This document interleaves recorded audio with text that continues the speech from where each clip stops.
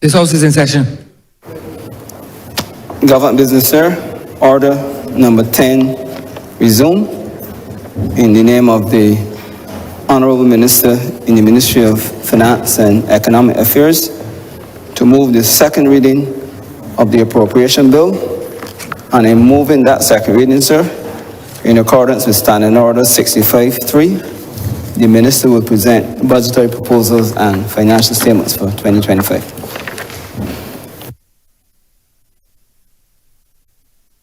Honorable for Christchurch East Central.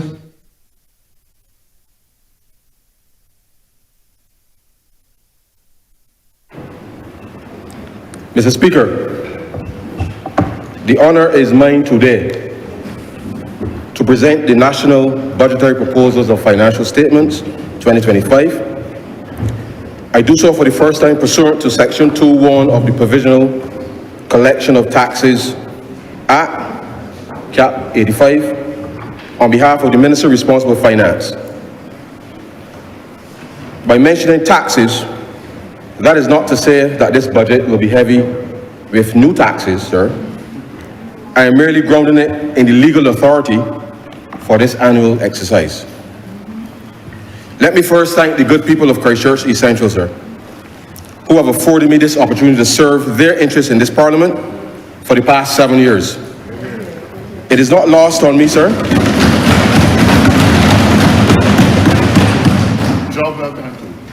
It is not lost on me, sir, the level of maturity they have shown me as demands on me personally have been great given the challenges Barbados has faced during this time. To my constituents, I am forever thankful to you for your understanding and patience. I also thank the staff of the Ministry of Finance, whose very good work in the background, sir, which may be taken for granted by some, has made the difference to the execution of the Barbados Economic Recovery and Transformation Plan. I extend sincere thanks to the Director of Finance, sir, the Most Honourable Ian Carrington, and the Permanent Secretary, Nancy Headley, whom from the afternoon of May 25th, 2018, at 2 p.m. at Government Headquarters when we first met, they both extended every courtesy to me from then until now, and have led the effort tirelessly. I shall point out, sir, that I was not yet sworn in as a minister at that meeting, which on reflection told me that they understood very well, sir, the gravity of the situation facing Barbados at the time. Thank you, Ian. Thank you, Nancy.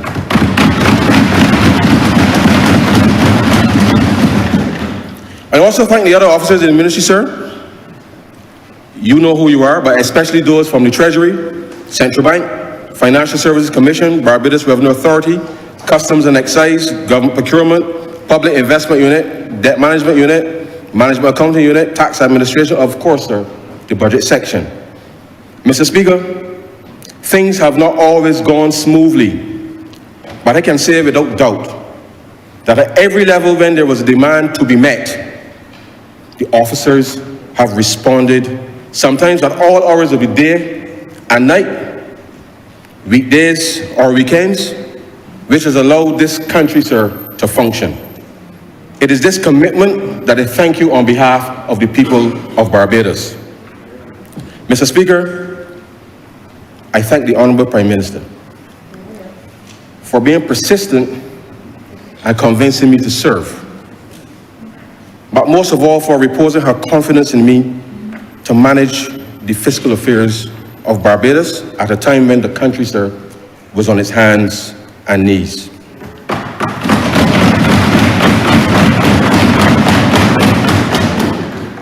Mr. Speaker, I have witnessed firsthand the Prime Minister execute public policy with a passion and zeal that is indefatigable. All my colleagues in Cabinet, sir, and the Parliamentary Party can swear on any religious book that when Mia says she cares, sir, Mia cares.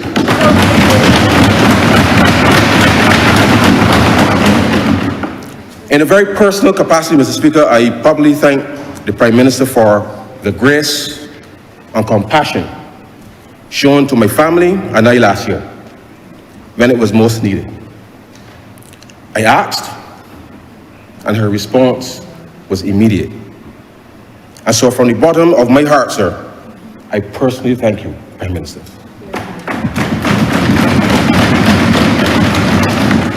I thank you, sir, for giving me this opportunity as the second trained economist to present a budget in this chamber. Indeed, sir, the list of those other than prime ministers who have presented budgets in this country is very short. The country knows the benefit of economists managing the fiscal affairs of this country. Finally, sir, I thank my wife, Jennifer, and my son, Kofi, who have both sacrificed precious family time whilst I do what is required of me outside of the home. These 7 years have not been very kind to us as a family, as constituency and ministerial demands have cut out much of the time we would already spend together. I so wish it was different. But having committed to rescuing Barbados, sir, and in fact doing so successfully, has come at a great cost personally. Mr. Speaker, there are no words I can conjure this afternoon to convey my thanks to them for the sacrifice, other than to simply say, sir, I love you, Jennifer. I love you, Kofi.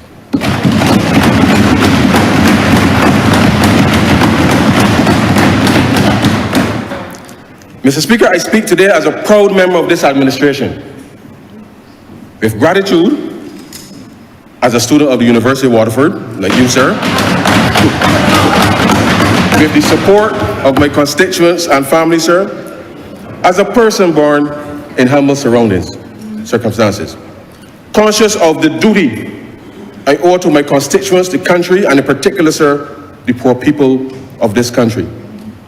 Today, I speak to all Barbadians as we pursue a common destiny in the precarious and uncertain times in which we are living, characterized by a rapidly evolving external environment which continues to pose challenges on multiple fronts. This budget, sir, seeks to reflect that reality and to be a decisive step in moving the country further away from our inherited inequalities to a sustainable, resilient, and inclusive society. Mr. Speaker, the government of Barbados has embraced the mission-oriented approach to governance as a cornerstone of the Barbados Economic Recovery and Transformation Program 3.0. This visionary approach, which is supported by the social partnership, enables us to confront our most pressing challenges head-on, delivering tangible improvements in public service, fostering innovation, promoting accountability, and achieving lasting socio-economic impact. These missions serve as guiding principles in national discourse, shaping policy that consider the diverse interests of communities, labor, capital, government, academia, and civil society. This approach fosters collective problem solving, ensuring that solutions align with shared national goals. The nature of these missions enable their continuity beyond any single administration, providing a stable and enduring framework for addressing complex, deep-rooted national challenges.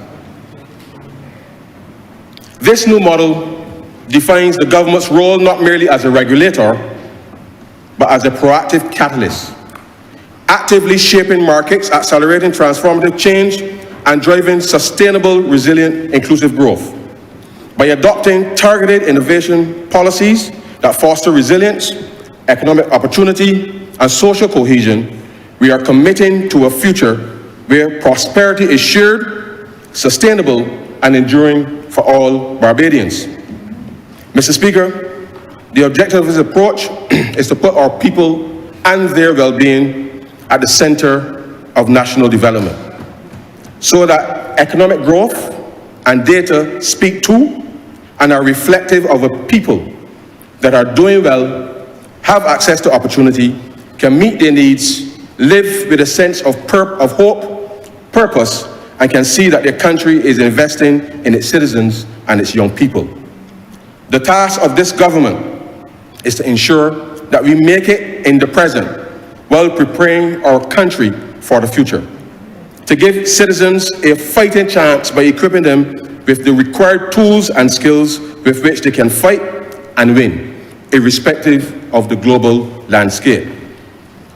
These missions represent our bold response to the defining challenges of our times, including Mission 1, climate resilience, proactively addressing our environmental vulnerabilities and ensuring long-term sustainability and effective responses and resilience to climate shocks. Mission 2, social cohesion, strengthening community bonds and national unity amidst shifting social values and norms, emphasizing that our fate and future are shared and require us working together towards a common purpose. Mission 3, food and water security, ensuring reliable and equitable access to these fundamental resources for all. Mission 4, public health and safety, significantly improving both physical and mental health outcomes and enhancing community safety. Mission 5, worker empowerment, equipping our workforce with the tools, skills, and opportunities needed for inclusive and prosperous livelihoods. Mission 6, digital inclusion, bridging digital divides to ensure all Barbadians benefit equally from technological advancements. These missions are also buttressed by 5 guiding principles known as the beacons of Barbados' renewal.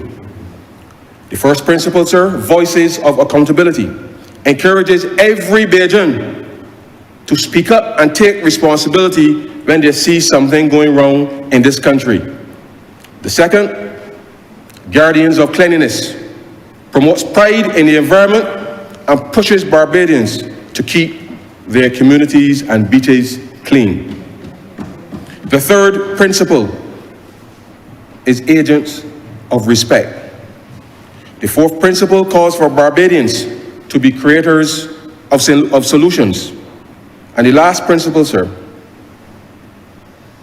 these beacons of Barbados' renewal is embracing, as persons from a small island developing state, global citizenship.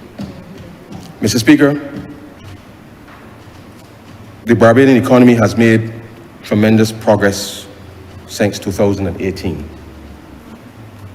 Successfully navigating several climate shocks, rebounding from a global pandemic, and managing the impact of geopolitical unrest. Indeed, we must never forget or take for granted the fundamental tremendous achievement from our first major effort to recover from a lost decade of unsustainable debt and an economy that was at best, sir, stagnating. Many have taken our successes for granted, demanding even more, without fully appreciating that these achievements have come at a financial cost. That our public servants have had to double down to help the country get past these hurdles, and that in the process, some citizens have come under stress, particularly those who have remained committed to helping us turn the ship of state around. Mr. Speaker, we are truly appreciative and guided by the principles that to whom much is given, much is required. And that once we share the burden, sir, we shall share the bounty.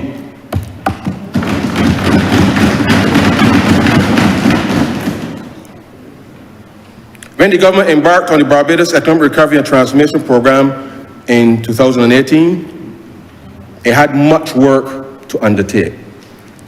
Fiscal consolidation and structural reforms resulted in stronger public finances, more timely tax refunds, and reduced central government arrears From then until now, sir, the consistent streamlining of government's operations has stimulated overall economic growth.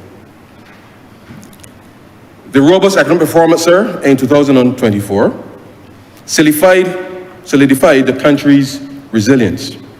Real GDP grew by 4% compared to 2023, as strong gains in tourism, business services, construction, and the retail trade sectors bolstered the overall performance.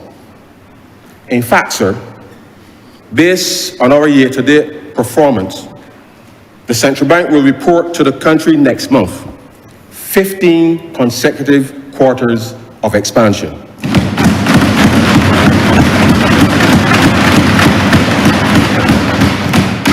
Going back, sir, the Barbadian economy stood at 11.3 billion and 9.3 billion in nominal and real terms, respectively, at the end of 2018.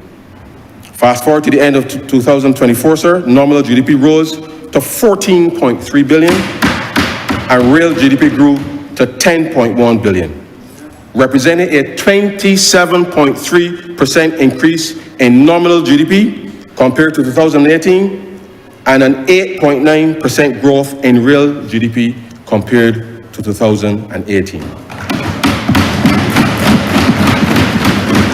This was against all of the challenges to which I referred, sir.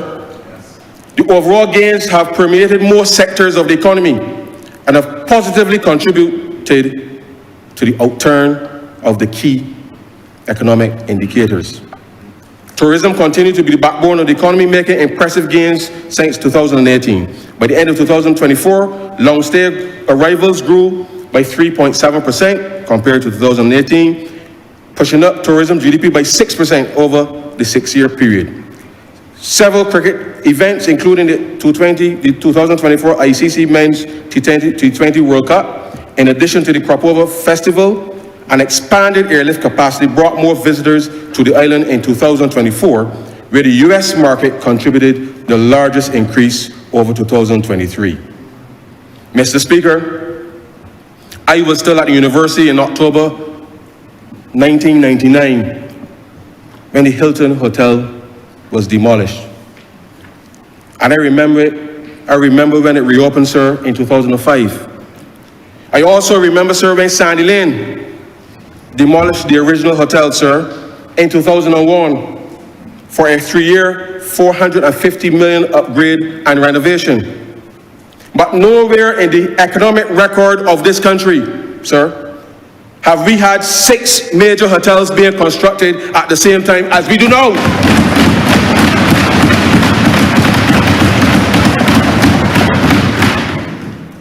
Pendry in 6 Mines with an investment of $300 million, sir, with 74 rooms and 46 residences, 300 jobs during construction, and between 250 and 300 jobs after construction, sir. Indigo with an investment of $100 million, 132 rooms with approximately 250 jobs during construction and 100 full-time jobs afterwards, sir. Hyatt Ziva across the way in Lower Bay Street there, sir, with $186 million investment, with 387 suites and rooms, 28 residences, with approximately 1,200 jobs during construction and 1,500 jobs, sir, after construction. Pierhead, with an investment of $100 million for 150 residences, sir, with 300 jobs during construction and 400 to 500 full-time jobs afterwards, sir. Royalton in Whole Town, with an investment of $300 million, 220 suites and rooms, sir, with an estimated 700 jobs during construction and 500 jobs after construction, sir. Beaches at Hayward St. Peter, part of the Sandals Group, with an investment of $800 million, sir, 532 suites and rooms, 1,700 jobs during construction, sir, and 1,800 jobs after construction, sir.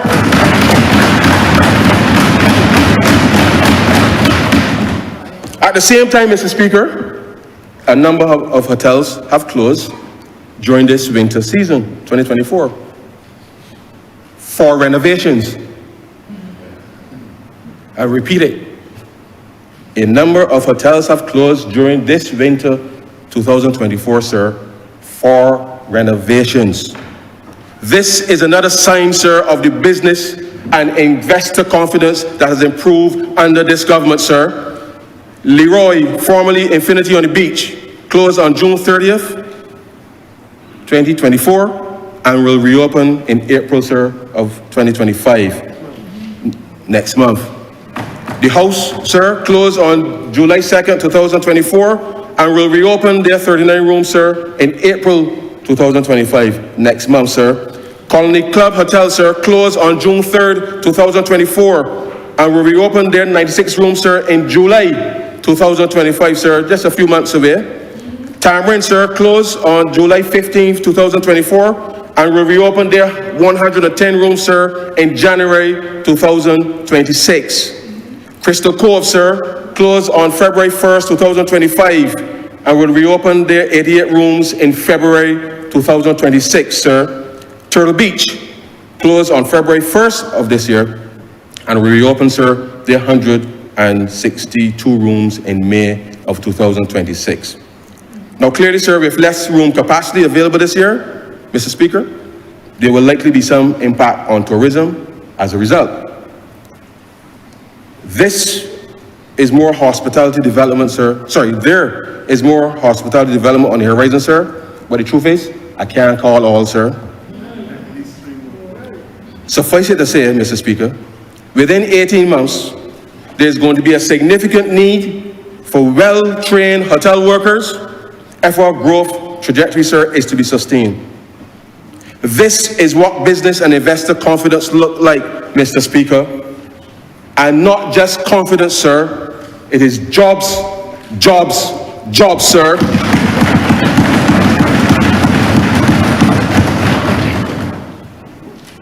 Mr. Speaker,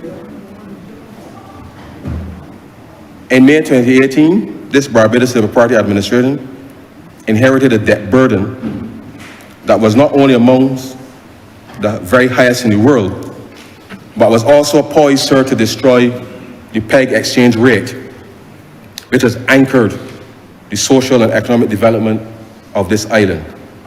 Mr. Speaker, it hurts my heart to say to you that devaluation, was definitely on the cards. According to the latest IMF estimates, at the end of 2017, sir, Barbados' debt stood at 158% of gross domestic product, or the third highest in the world at the time. When you include, sir, the nearly $2 billion in unpaid bills, sir, $2 billion in unpaid bills, the thousands of Barbadians, individuals, and businesses who provided goods and services to various government departments, sir, in good faith. That ratio, sir, rose to 178.9%. The long and short of it, Mr. Speaker, is that the last administration owed any and everybody, sir, everything, and simply had no money to pay anybody. I am pleased to report to the country, sir, that in spite of the COVID-19 pandemic, in spite of the ash fall, in spite of Hurricane Elsa, sir, and Hurricane Beryl, sir, this government has paid virtually all of those unpaid bills, sir.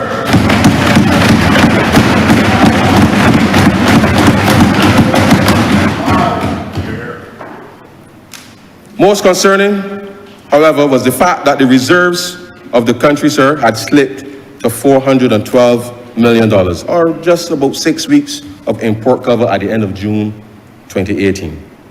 As opposed to the 12 weeks of import cover that is normally considered safe and has been the national norm for generations, sir. On that trajectory, had there not been the merciful intervention of God, sir, and the electorate of this country, by the end of 2018, reserve were set to drop to 0 weeks due to the debt payment schedule on external commercial debt in the summer of 2018, sir. This extreme imbalance between debt payments, sir, and reserves put at risk the very fixed exchange rate of 2 Barbados dollars to 1 US dollar, sir, and led to the country's credit rating being repeatedly downgraded from investment grade BBB plus in 2008, sir, to CCC plus, sir, in 2017, a grade not considered investable. This situation precipitated a crisis of national and international confidence, sir. Due to this lack of confidence, domestic banks would not lend to the government in 2017. And as a result, the domestic debt portfolio was also in crisis, with the government in 2018 facing payments for treasury bills alone worth more than 50% of GDP. And just for the record, sir, a treasury bill is something that the government normally issues for 3 months, sir, or 6 months at most. And that means that in 2018, sir, there was almost $4 billion that the last government had to keep rolling over, that led us to where we were at that time, sir. Mr. Speaker, contrasting the situation of 2018 with that of 2025, the level of public debt has declined to slightly above 100% of GDP. And international reserves have risen to $3.2 billion, sir, representing a very healthy 31 weeks of imports. As a result of this turnaround, sir, the fixed exchange rate has been safeguarded for future generations, and reserves are set to remain at record levels, bolstering confidence in the economy and driving growth in the years ahead. In other words, Mr. Speaker, the national debt today is lower than it was in 2018.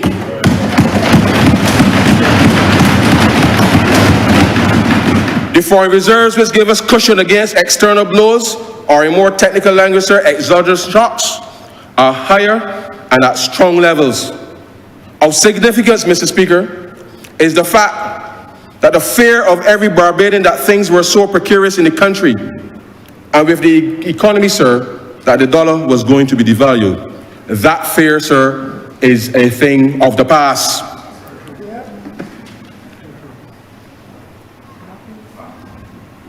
A lot has been said, sir, in the public domain about how much the country is borrowing.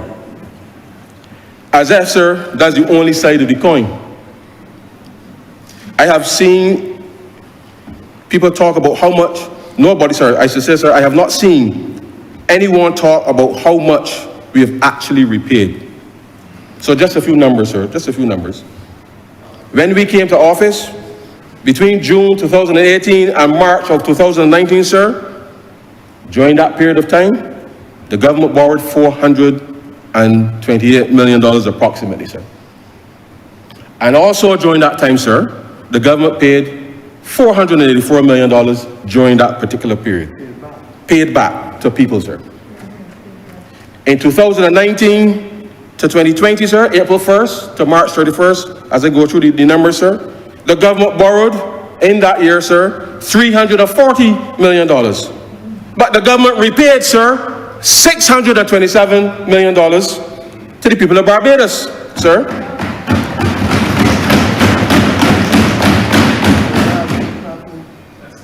In 2020 to 21, sir, the government borrowed $1.2 billion, sir, rounding up so that the honorable member can keep up. Come in. All of us remember, sir, that 2020, when the airplanes stopped flying, we had to borrow. So in that year, sir, we borrowed $1.2 billion. But we also repaid, sir, in that very year, $955 million, sir.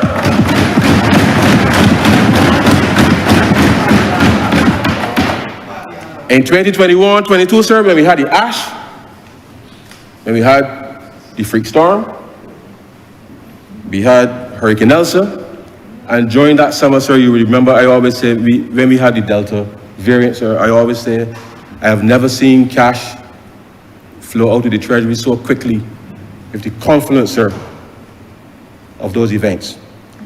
But in that year, sir, we borrowed $913 million and we repaid $765 million, sir.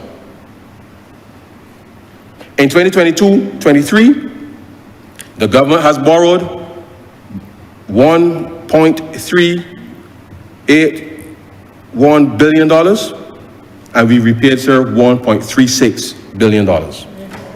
In 2023-24, sir, we borrowed $1.37 billion, sir, and we repaid $1.34 billion, sir, almost equal, sir. And what is projected for this financial year, sir? This financial year, the government borrows $1.639 billion, sir, and we will repay $1.835 billion this year, sir.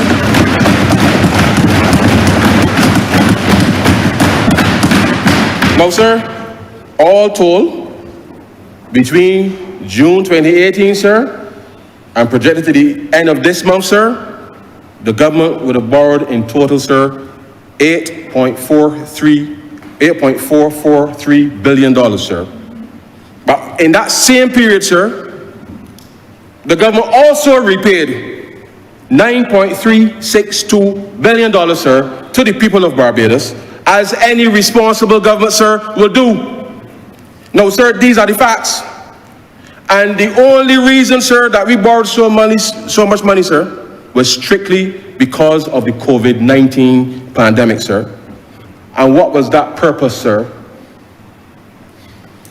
We moved from mission critical, sir, and we had to focus on mission survival. And therefore, sir, we had to borrow $1.285 billion, sir, in order to keep Barbados whole, sir, to keep families, sir, together, sir, to keep the businesses of this country, sir, together, so that we can set the foundation, sir, for the recovery that we are seeing today. Mr. Speaker, I want to make it clear, for the avoidance of any doubt, the debt level at the end of February 2025 was 101.1% of GDP, sir. If there was no COVID pandemic, sir, then the current debt level would have been 92.2% today. Now, sir, debt is forecast to continue to fall as a share of GDP for several reasons, sir. One, continuing our fiscal discipline, limiting the amounts of new debt which government needs to take on annually. The terms of the debt which the government do take are on a far lower than agreed by the previous government, sir, largely due, sir, to the confidence and restoration of the country's credit rating. And three, sir, the rate of economic growth has returned, sir, to a healthy level. Now, sir, the last time Barbados' debt level was under 100%, sir, was May 2012. May 2012. So I understand, sir, the psychological concerns that citizens may have, because it really seems like a lifetime ago. But by the good grace of God, sir, steady leadership, and barring any unforeseen circumstances, sir, Barbados will cross the 100% threshold to double digits, sir, by the end of the next fiscal year. There are some commentators who by now should definitely know better, sir, telling the public that the reserves are way too high. Mr. Speaker, the COVID-19 pandemic, the Russia-Ukraine war, the escalating trade war amongst the global superpowers, the threat to take over the Panama Canal, the impact drought is having on ships moving through that canal, sir, with the consequential hike in prices. And all of this as we confront, sir, the current geopolitical environment.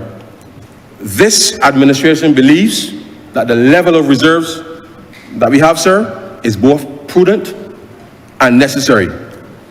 I know that your constituents and mine, sir, understand that in a time of uncertainty, it is necessary to have a cash cushion, and as Barbados has today.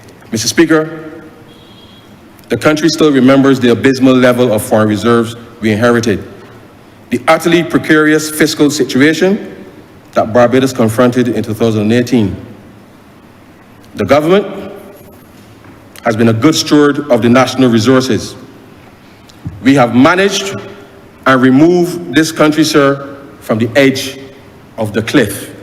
And Mr. Speaker, we are not going back there.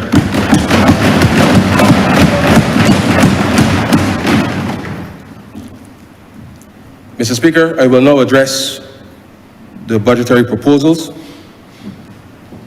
In the face of a hostile international climate, the Barbados economy continues to grow, jobs are being created, our debt is decreasing to more sustainable levels, and the prudent management of the fiscal affairs, the citizens of this country rest comfortable, sir, at night, knowing that what was in the Treasury last night, sir, was there again this morning.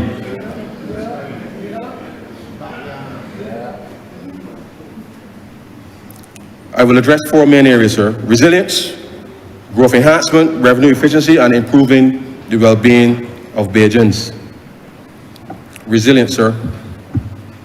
Mr. Speaker, on the matter of addressing the climate crisis, I can attest that 7 years ago on assuming office, ministers of environment and their advisors and those in the environmental and scientific communities gathered globally at various COPs, sir, and conferences focused on climate, coordinated by the United Nations.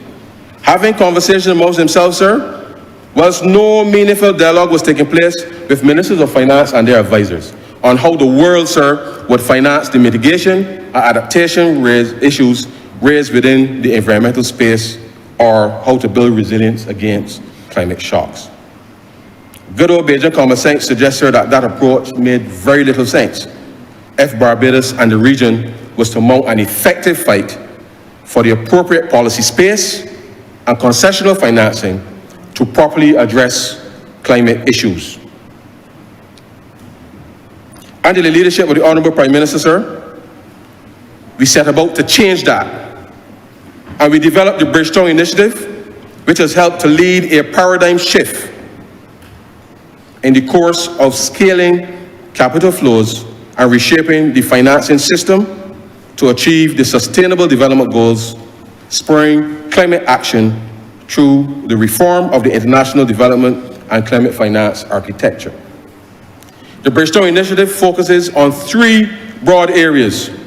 One, how to change the rules of the game. Two, how to shock-proof economies.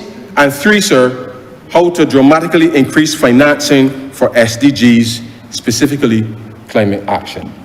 Mr. Speaker, I now make the Straughn Initiative, version 3, a document of the House. We are pleased to report that through Barbados' advocacy, sir,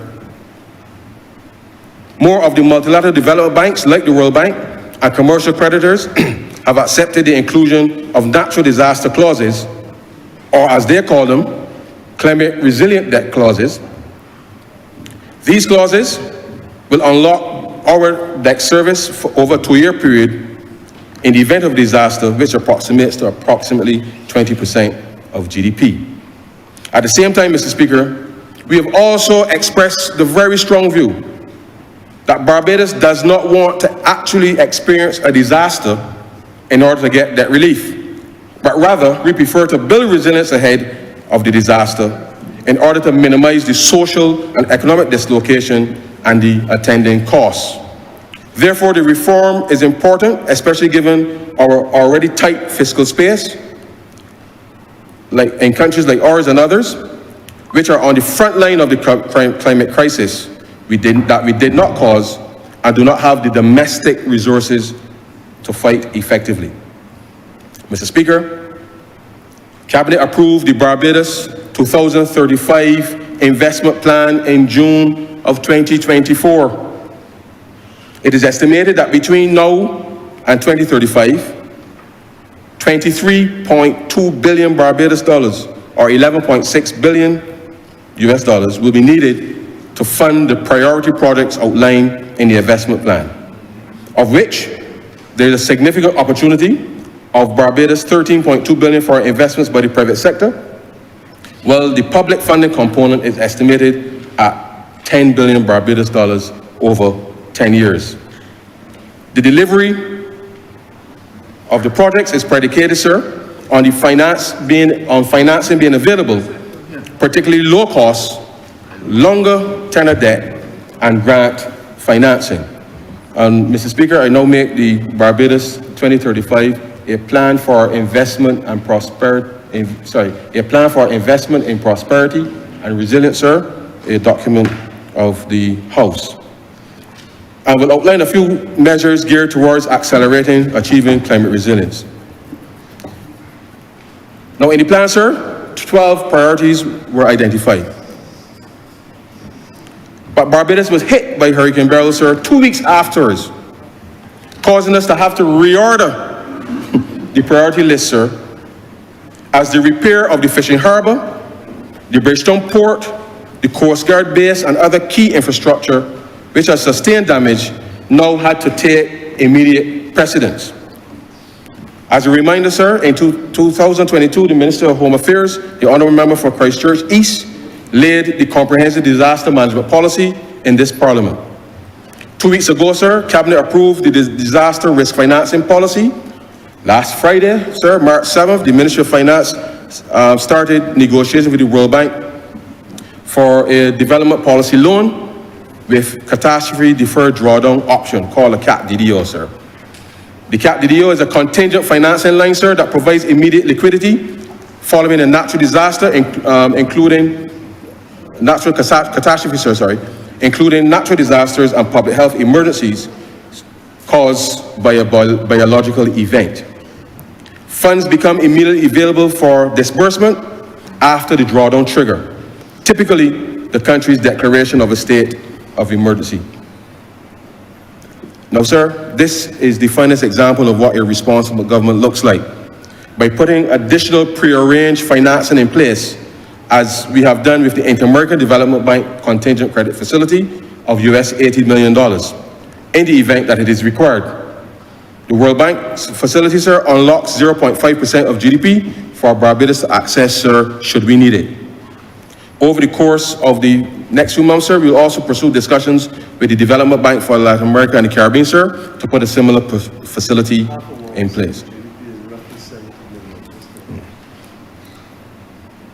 Just for the record, sir, 0.5% of GDP is roughly $70 million that will be made available should we need it, sir.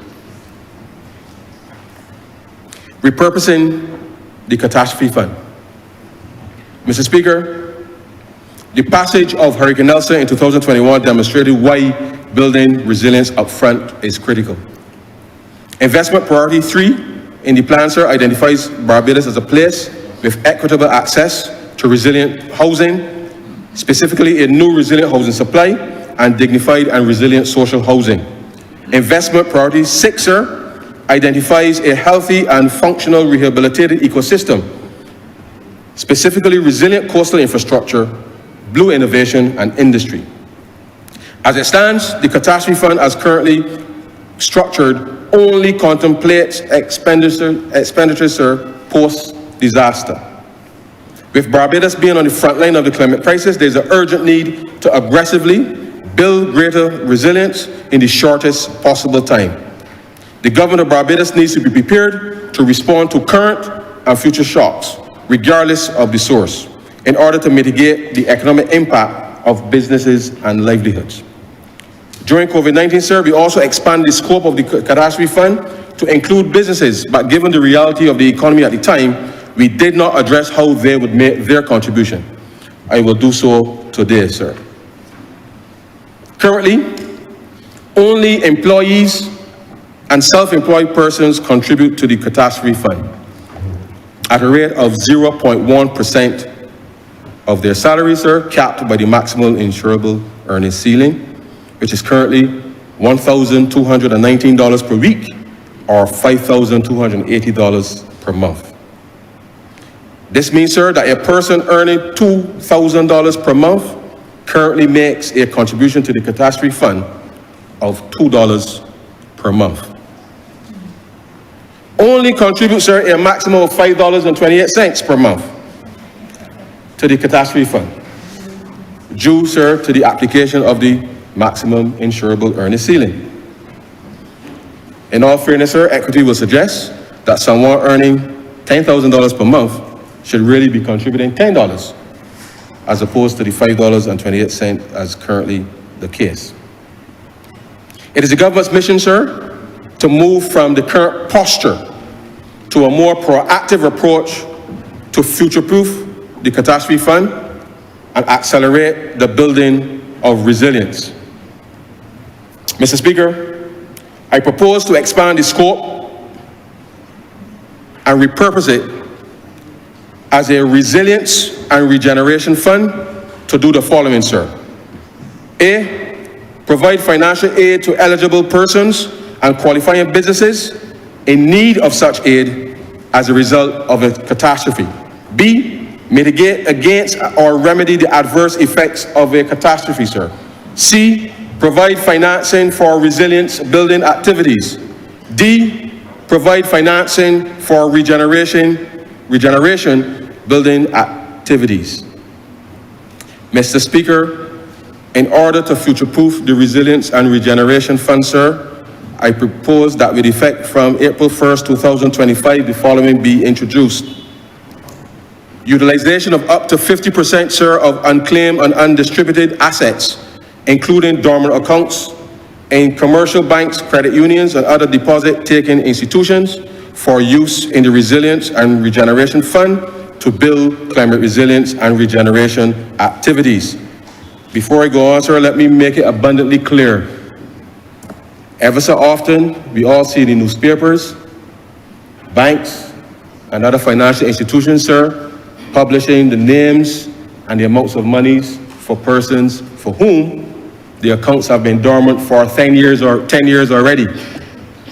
After 10 years, sir, those monies are deposited into the Central Bank of Barbados and are held there, sir, for approximately 3 years, sir. Before, if there's no claim, sir, those monies then come to the Accountant General, sir. At any point during that period of time, sir, any person is entitled to make a claim on that money, sir, and the monies will be paid back. So I want to make it clear that the government is not going into anybody's account, sir, and taking up any money, sir. That is not what the government is doing. If the honorable member remembers that he has some money in the account, sir, he is liable, like everybody else, to be able to make a claim, sir, and the Accountant General will repay.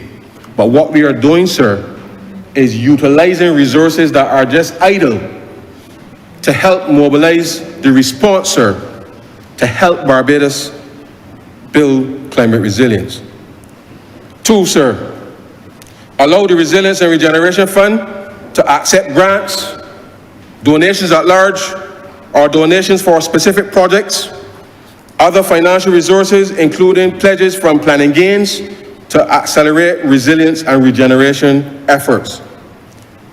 3, allow the Resilience and Regeneration Fund to borrow or issue securities with the permission of the Minister responsible for Finance to accelerate the building of climate resilience and regeneration activities.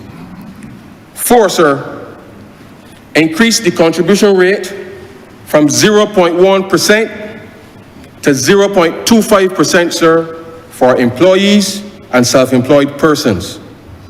5, sir, expand the contributor pool by requiring employers, sir, to match the contributions of each of their employees. 6, sir, for the purpose of contributing to the fund, the cap of the maximal insurable earnings ceiling will no longer apply for employees, self-employed persons, and employers, sir. 7,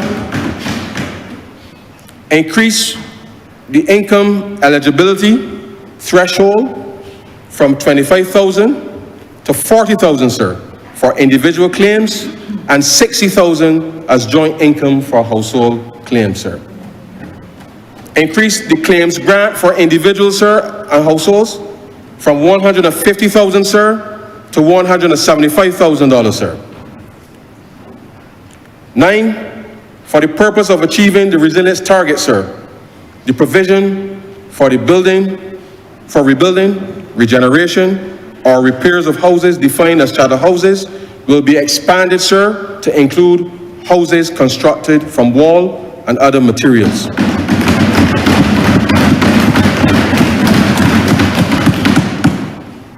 Ten, sir, introduce a threshold for businesses with annual income not exceeding $500,000 that can benefit from the Resilience and Regeneration Fund of up to $50,000 in support in the event of a disaster, subject, sir, to the businesses being fully compliant with their statutory obligations.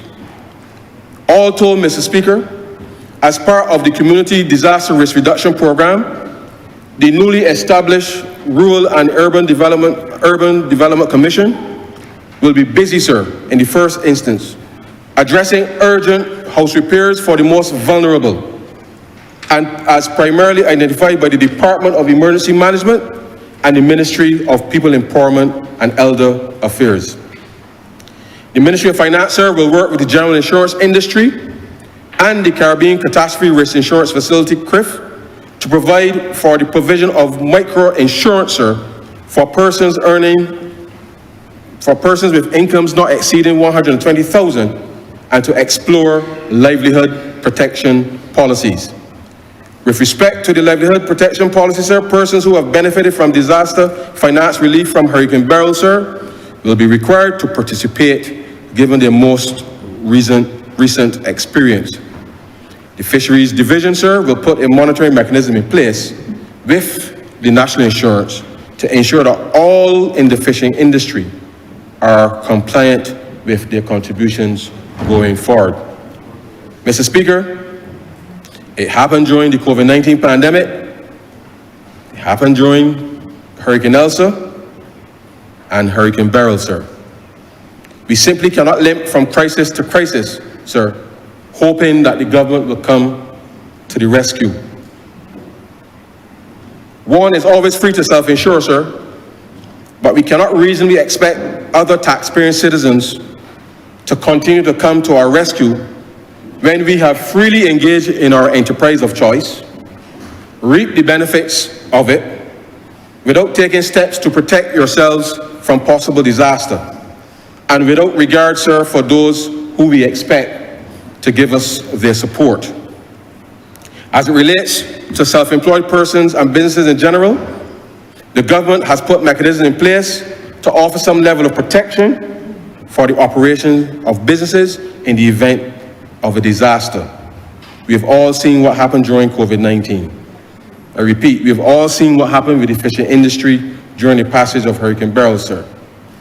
It does not matter what activity you're involved in, whether you're a doctor, a lawyer, barber, hairdresser, sir, nail technician, esthetician, mechanic, fisherman, vendor, musician, artist with or without an E, designer, sir, shopkeeper, shoemaker, bodywork man, sir, architect, draftsman, plumber, tailor, electrician, truck driver, contractor, coconut vendor, sir, landscaper, equipment operator. Please, sir, for your own sake, make yourself right with the National Insurance Scheme, sir.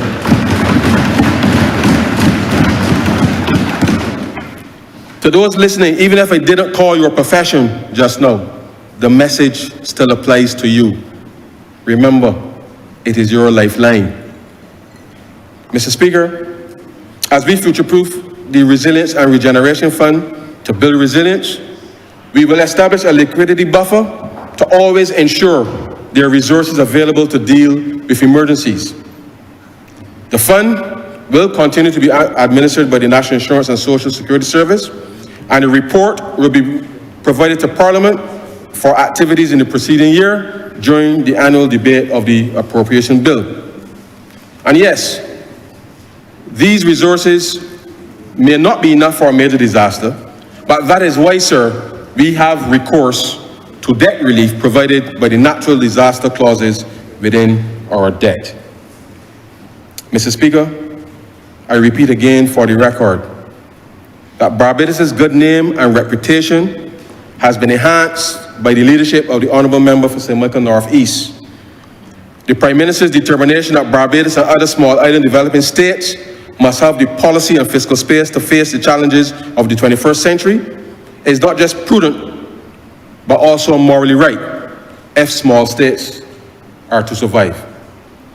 Her leadership on matters related to climate has sparked innovation across the International Monetary Fund and World Bank, yielding significant elbow room for us thus far. Quite frankly, sir, where there may have been some doubt related to our capacity to deliver under the BERT program, Barbados and Barbadians by extension have received the benefit of the doubt. And in my view, that is due to the leadership of the Honourable Prime Minister.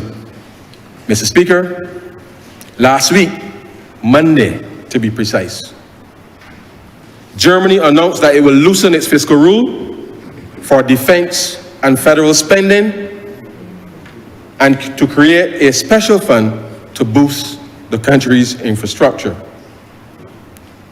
They have determined that in the current environment, any defense spending that exceeds 1% of GDP, gross domestic product, will not be counted towards Germany's debt brake, which limits government borrowing to 0.35% of GDP. This effectively means, sir, that their defense spending will no longer be capped. At the same time, sir, aid budgets are being cut by all major donors as some face the need to increase spending on defense, as we observe in Europe and the United Kingdom. It means financing for building resilience to the climate crisis is becoming more challenging. This further reinforces the need to enhance the Resilience and Regeneration Fund, sir. Our national support to the fund achieves that objective, while not compromising our hard-won gains in managing our public finances prudently and ensuring Barbados' debt is on a forward trajectory as reflected in the decline in the debt to GDP ratio. Mr. Speaker, Germany has traditionally been the picture of fiscal rectitude in Europe. The newly elected Chancellor has now committed to a constitutional amendment to allow the country to spend what is necessary to build up the defense of Germany militarily. Sir, military defense spending is to Germany what the climate crisis is to Barbados, both existential crises.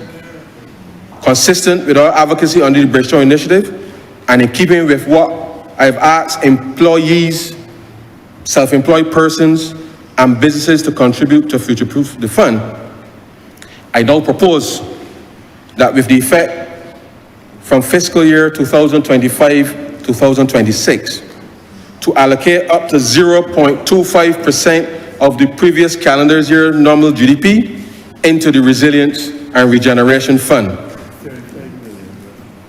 which is roughly $35 million. Like Germany, Mr. Speaker, we will amend our fiscal rule such that these expenditures will not affect our primary surplus targets, sir.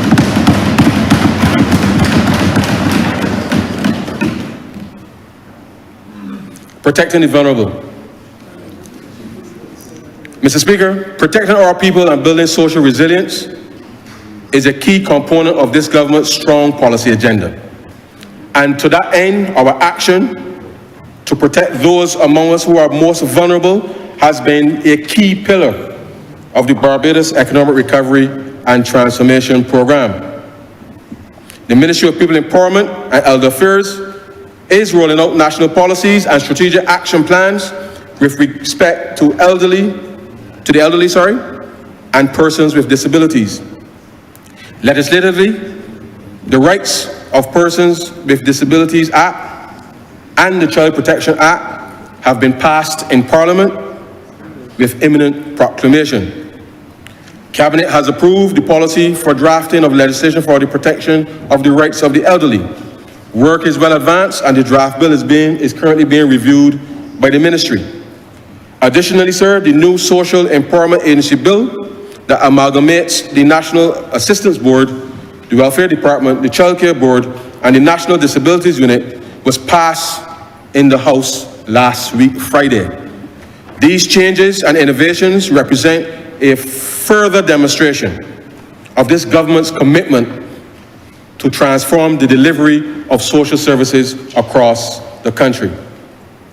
Ironically, sir, the said amalgamation will usher in further decentralization of social services, as with the use of new management information systems, more effective, holistic services to the vulnerable can be delivered, moving away from the current disjointed and Victorian approach to social protection. Mr. Speaker, you will recall that during last year's budget, the Honourable Prime Minister announced the introduction of the Special Needs Grant, which will provide the equivalent of 100% of the non-contributory pension to adults and 50% of the non-contributory pension to minors, effective October 1st, 2024. For persons with advanced multiple sclerosis, autism, cerebral palsy, and Down syndrome. This is unprecedented in our country and is an attempt by this government to ensure that people with disabilities can live with dignity and that the burdens carried by their families and caregivers are lessened, and that they do not have to wonder, sir, how they will be taken care of when they are older.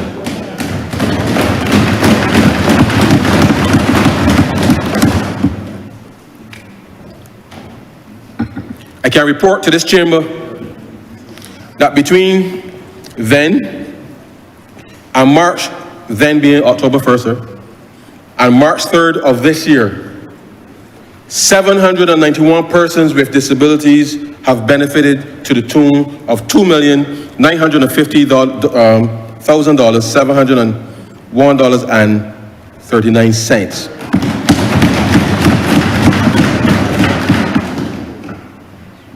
Of the 791 persons, sir, 5 adults have advanced multiple sclerosis.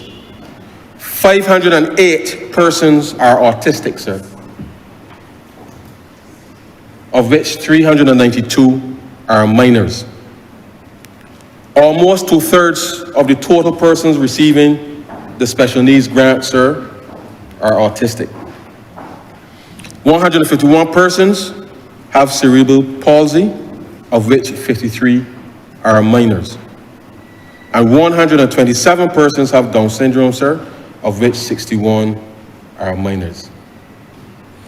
When the announcement was made last year, sir, there was a small omission, as it was the intention to also automatically expand the special needs grant to minors who are blind, deaf, and mute. However, the regulations only spoke to adults with those listed disabilities.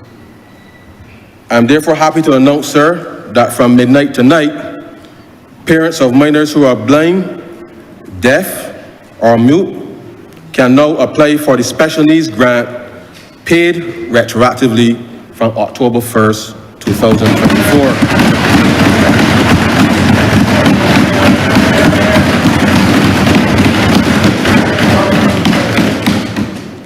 But now we go further, sir.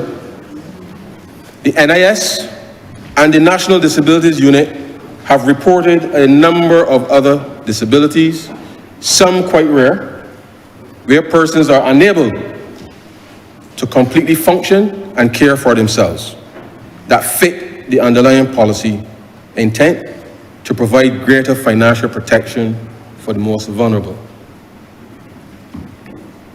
I therefore propose that from June 1st, 2025, the special needs grant be extended to cover those disabilities satisfying the amended regulations, and the minister responsible for Social Security may, by order, amend the regulations to include those other conditions on the advice of the Chief Medical Officer and the Social Empowerment Agency once established, also paid retroactively from October 1st, 2024. With regards to children, we recognize that there is a critical need, sir, for facilities to better cater to those children who are in need of specialist care. The Child Protection Act makes provision for a secure residential treatment facility with specialists and modern facilities to provide for the care and attention that are needed by these children. In this regard, the Ministry of People Empowerment and Elder Affairs will establish such a facility early in the next financial year, and in this regard, a building has already been identified for this purpose. Mr. Speaker, let me take this opportunity to sincerely thank from the bottom of my heart the Barbados Children's Trust, which is currently funding the construction of a residential facility at Billings, St. James, for children 12 to 18 years old.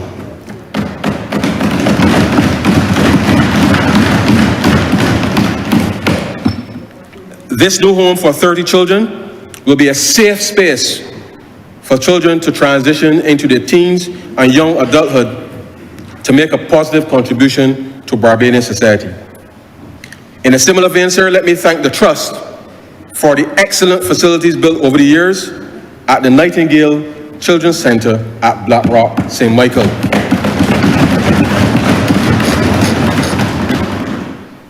Mr. Speaker, there's a clear need to have more persons involved in the fostering of children in this country, especially those children in need of care and protection, with a view of keeping them out of residential care and in the community. The foster care program, which is administered by the Child Care Board, is a form of family-based care for children who cannot stay in their homes.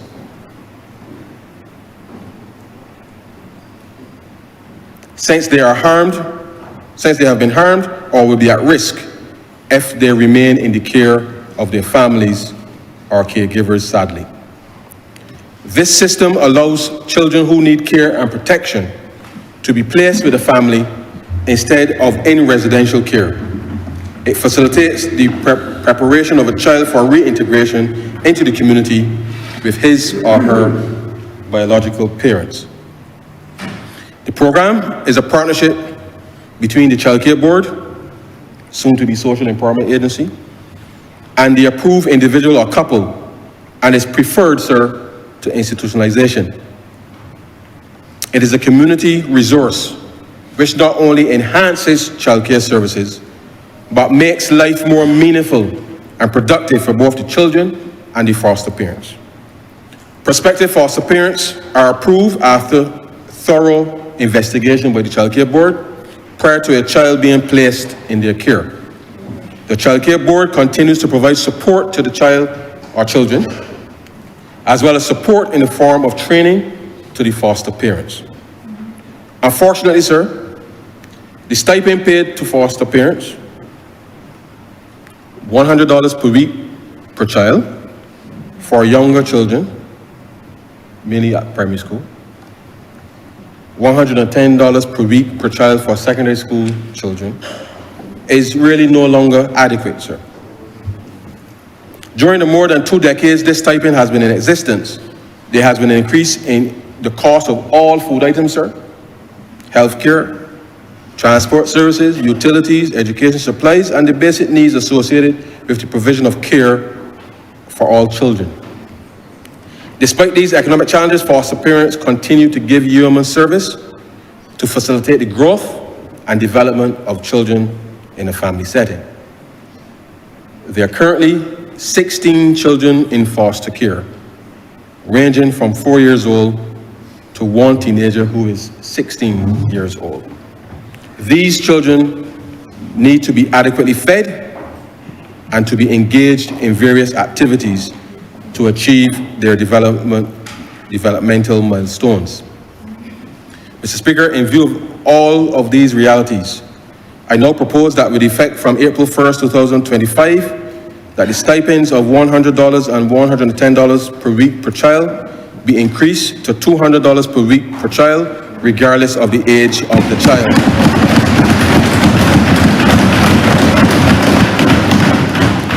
This measure, sir, will cost an additional $85,760 based on current numbers.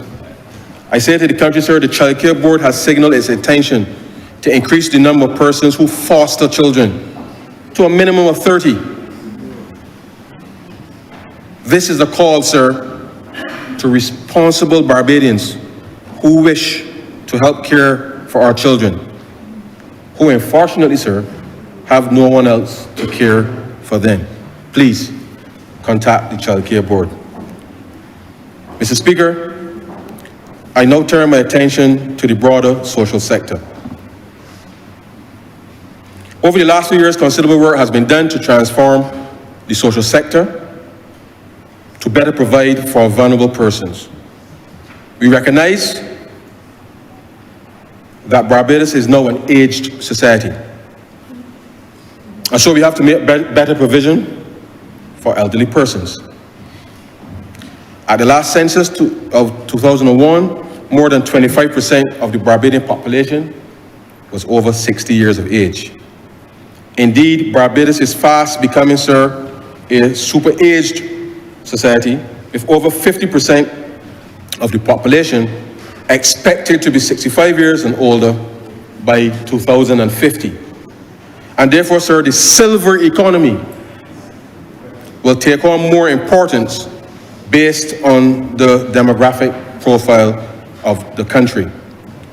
These statistics are sobering, and they underscore the need to implement measures that encourage healthy and active aging, and aging in place where seniors can enjoy their golden years. In this regard, it is recognized that older persons prefer to be cared for in their homes and communities, and the home care and community elder care programs of the National Assistance Board have been very successful, sir, in doing so. I'm also aware that it is cheaper, or more cost-effective, I should say, sir, to care for an elderly person in a daycare or residential facility than at a much higher cost either at the geriatric hospital, sir, and a yet even higher cost at the Queen Elizabeth Hospital. I am therefore pleased to announce that the Ministry of People Empowerment and Elder Affairs will, in the next financial year, commence a model of the establishment of daycare and residential facilities for the elderly and adult persons with disabilities, as well as additional daycare facilities for children, to get that intergenerational mix that is so needed, sir, for community cohesion. The first facility, sir, will be established at Sterling, St. Philip, followed by Edge Hill, St. Thomas. It is proposed to place such facilities in every parish across the island over the next 5 years. This, sir, is another clear commitment, sir, to the mission economy.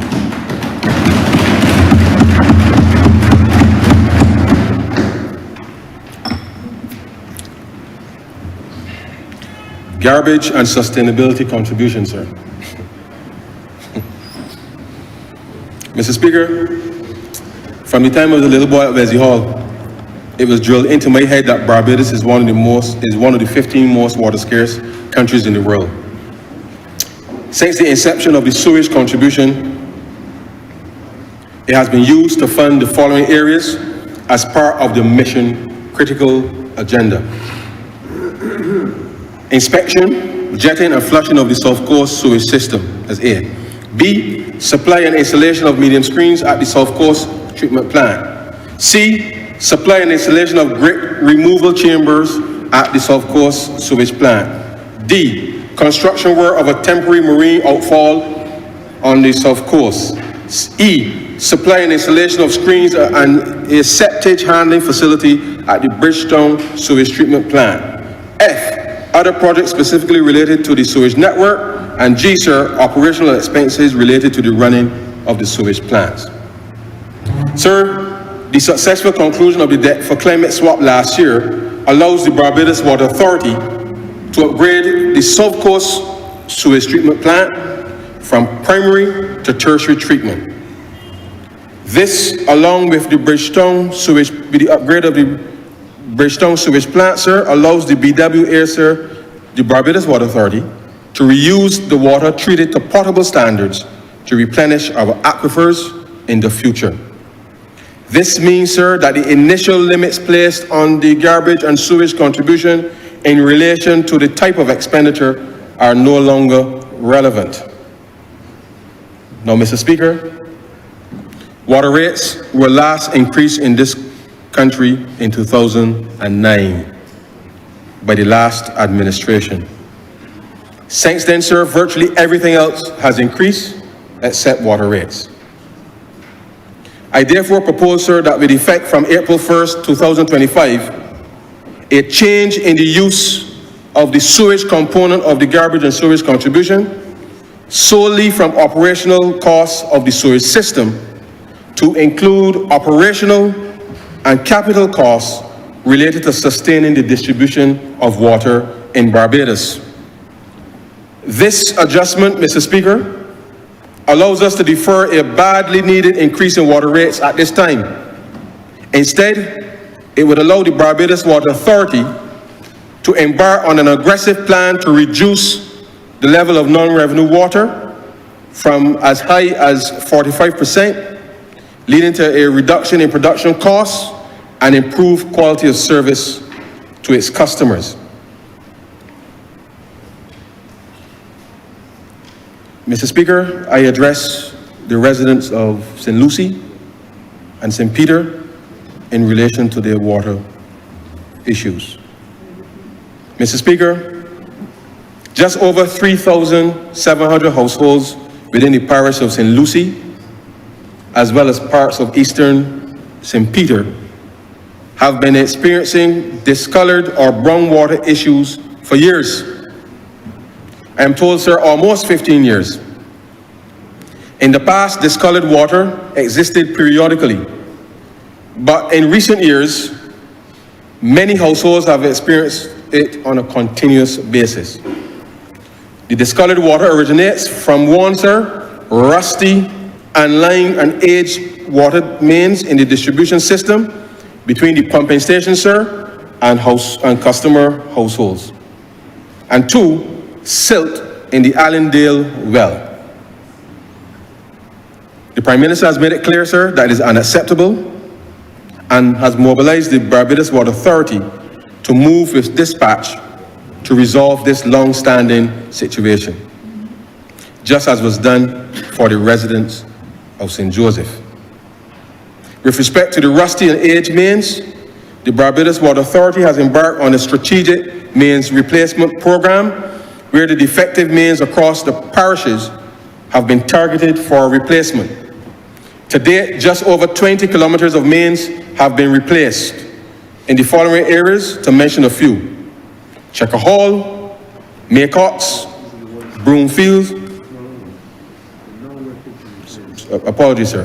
The BWA is currently working to replace another 20 kilometers in the following areas: Checker Hall, Maycox, Broomfield, Josie Hill, Hope Bridge Road, Cave Hill, and Centipede Alley. The replacement of these mains was scheduled to take up to 18 months, but the Barbados Water Authority has been instructed to reduce the timeline from 18 months to no more than 12 months by undertaking expanded hours of work. This, coupled with the completion of the installation of a filtration system at the Allendale well in the coming weeks, and the cleaning of the attics or horizontal tunnels, sir, and the basins of wells will ensure that clear water returns to consumer taps in the shortest possible period. This government has been sensitive to the inconvenience and hardship experienced by the residents. Similarly, The Prime Minister wants to thank the members of Parliament for St. Lucie and St. Peter for their strong representation on this matter.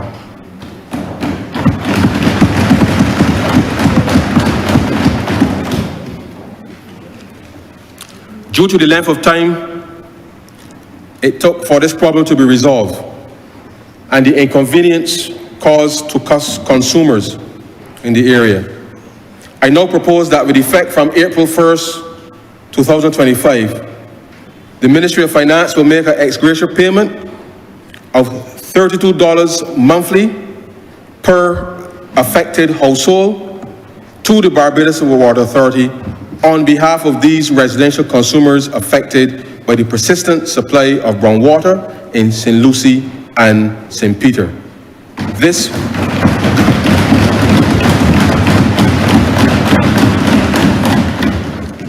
is equivalent to the minimum monthly charge and will be for up to 12 months initially, or until the time it takes to resolve this long-standing matter.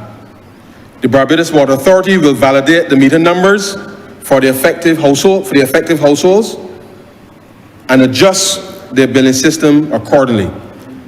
This measure will cost the Treasury up to approximately $2 million, but is a reflection of the government treating our citizens with fairness and relieving them of unnecessary burdens.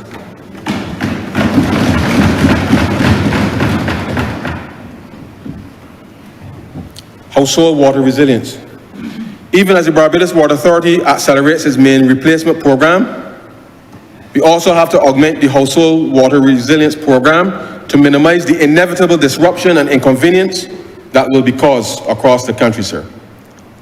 This program includes the installation of a minimum 600-gallon water storage tank, the associated pump, electrical connection and concrete base, the pipework and fittings. The average estimated cost for installation of this type for a single-story chattel house is approximately $3,000.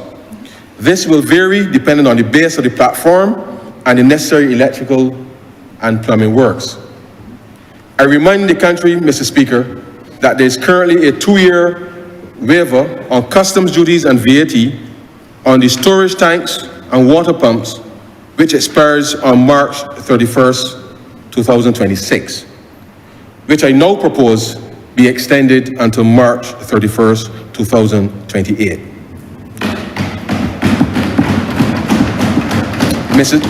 Mr. Speaker, I also propose that from April 1st, 2025, to allow the Rural and Urban Development Commission to access funding from the Resilience and Regeneration Fund to implement the Household Water Resilience Program. Beneficiaries of this program will repay over a 3-year period at an interest rate of 1%, which will be levied for repayment through the utility bill issued by the Barbados Water Authority. Whilst priority will be given to homes where household income is less than $60,000 per year, any household in Barbados currently without a water tank will be eligible to apply for this program.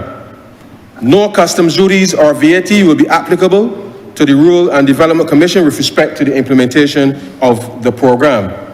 This will allow for the best possible pricing to homeowners.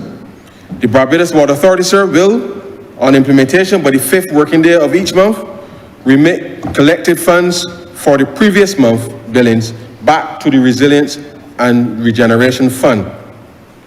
The government will, however, Mr. Speaker, where appropriate, provide a grant through the Social Empowerment Agency for those households which genuinely, sir, cannot afford to participate on their own. We believe, Mr. Speaker, that this intervention can not only bring much benefit to households generally, but especially during an emergency such as a hurricane or other natural disaster, but the engagement of many small maintenance firms, plumbers, electricians, and maintenance personnel to execute these works will ensure, sir, that we can indeed achieve sustainable, resilient, and inclusive growth. To improve the water supply to households across the country and enhance the resilience and efficiency in the coming years, I now propose that all planning applications approved for residential construction from April 1st, 2025 be mandated to require the installation of a minimum of 600 gallons of potable water storage on the premises. All new business applications will be required to demonstrate access to potable water storage, backup electrical generation capacity, and in the case of hotels, restaurants, and food establishments, a requirement for adequate storage of gas, which will also be required. The details of these requirements will be settled after consultation with the respective private sector agencies. For existing businesses currently without potable water storage, backup, electrical generation, and gas storage, they will have 2 years, sir, to remedy this deficiency. The Barbados Fire Service, over the course of the next 2 years, will be required in the normal course of their duties to inspect all businesses operating in Barbados to verify, sir, that these basic resilient components are in place to ensure business continuity, protecting our climate, coastline, gullies, and parks, sir. Mr. Speaker, the Roof to Reach program is a fundamental anchor of the climate investment plan. Whatever we do onshore, sir, affects everything offshore. And it is this integrated approach that must be appreciated by every citizen for the sustainability of our lifestyle. Mr. Speaker, the state of the island's beaches and the ongoing impact of sargassum seaweed requires consideration for future planning to address the impacts of beach erosion. Should Barbados experience the impact of a Hurricane Beryl or equivalent, it is difficult to account for the impact of storms on beaches and their recovery. The extent of resuspended sediment transported to deeper offshore water will result in considerably longer recovery time than the traditional 8 to 12 weeks. It is therefore imperative that future considerations be given to a west and south coast scenario over the next 10 years, where the rate of beach erosion could increase to a value of from a value of 0.6 meters to 0.8 meters per year. This will be catastrophic for the island's beaches. Equally, Mr. Speaker, on the East Coast, the combined impact of storm wave activity and sargassum impacts will continue to narrow the beaches that will result in the potential threat to the East Coast Road. Further erosion rates are projected to significantly increase in the area from Cattle Wash to lakes. Presently, erosion rates on the East Coast may vary from half a meter per year, sir, to up to a meter per year. This may increase in the next 10 years to as much as 1.5 meters per year, primarily as a result of sargassum seaweed influx damage.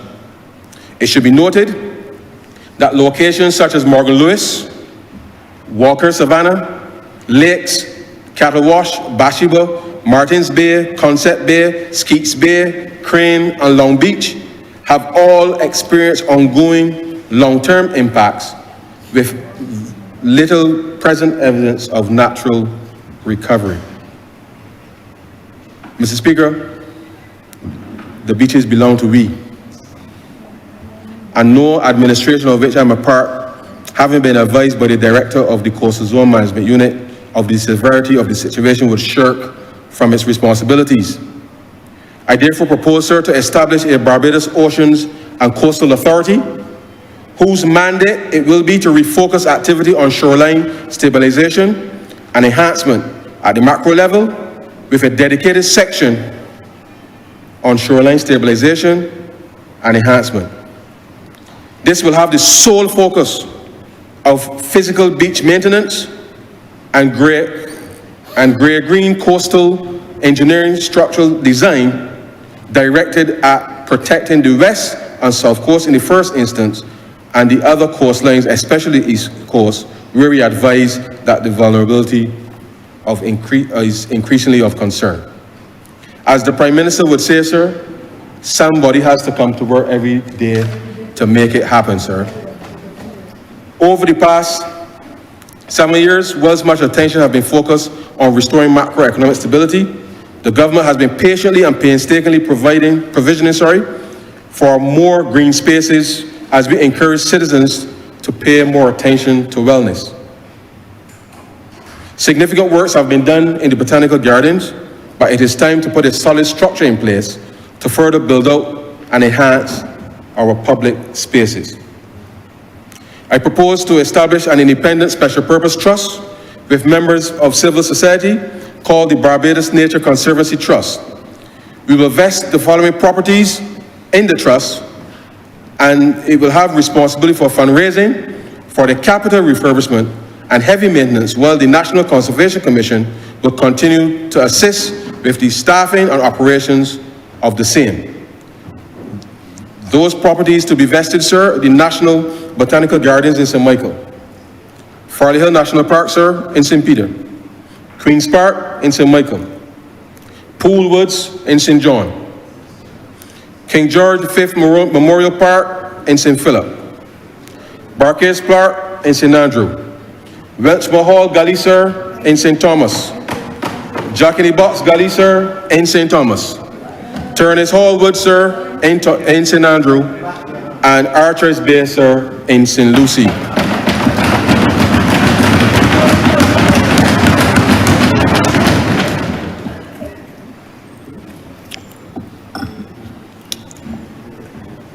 In 2020, with the onset of the COVID pandemic, we established the Barbados Employment and Sustainable Transformation, also known as the BEST program, for tourism, which was predicated on the commitment to training, digitization, and greening, while synchronizing as much purchasing power with local manufacturing, agriculture, and culture.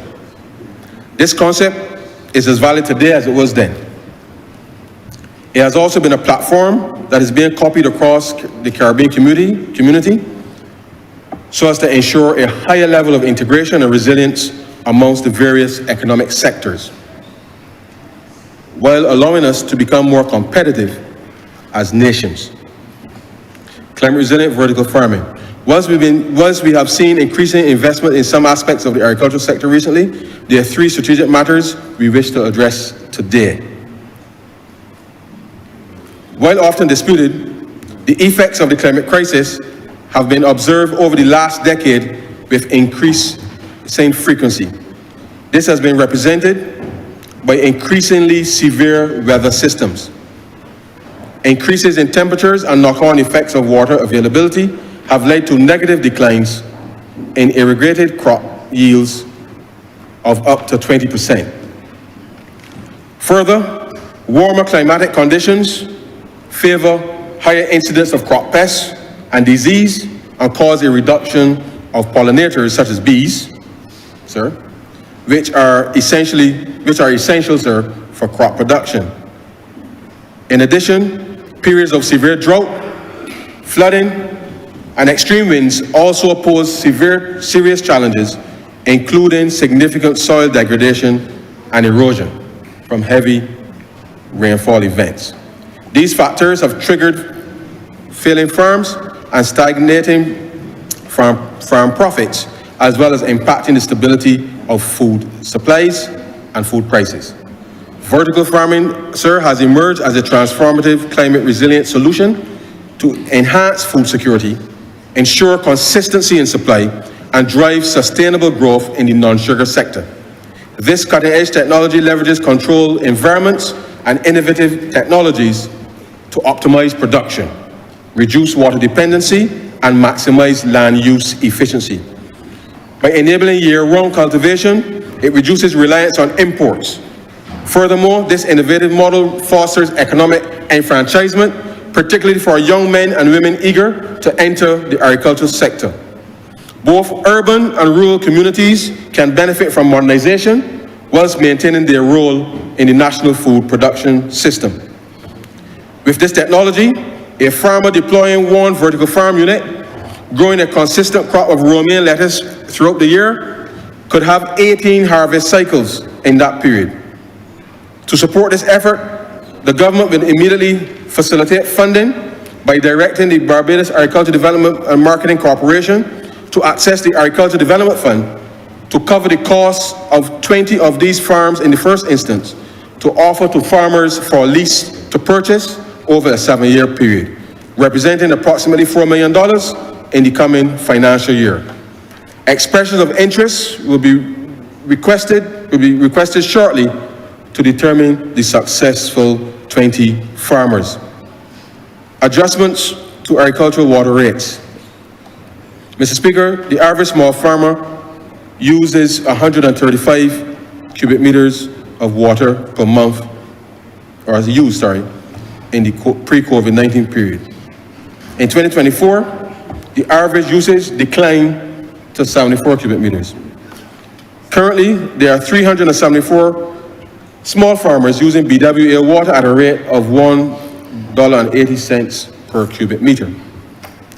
Given a return to farming at the COVID-19 levels, the BWA will be expected to earn just over $1 million at a rate of $1.80 per cubic meter. Therefore, a proposed reduction of $1 per cubic meter of water would mean that the government will have to offset for the BWA the difference annually, with this first being the sum of $484,704. Accordingly, an immediate reduction of water rates for registered farmers to $1 per cubic meter will take effect from April 1st, 2025.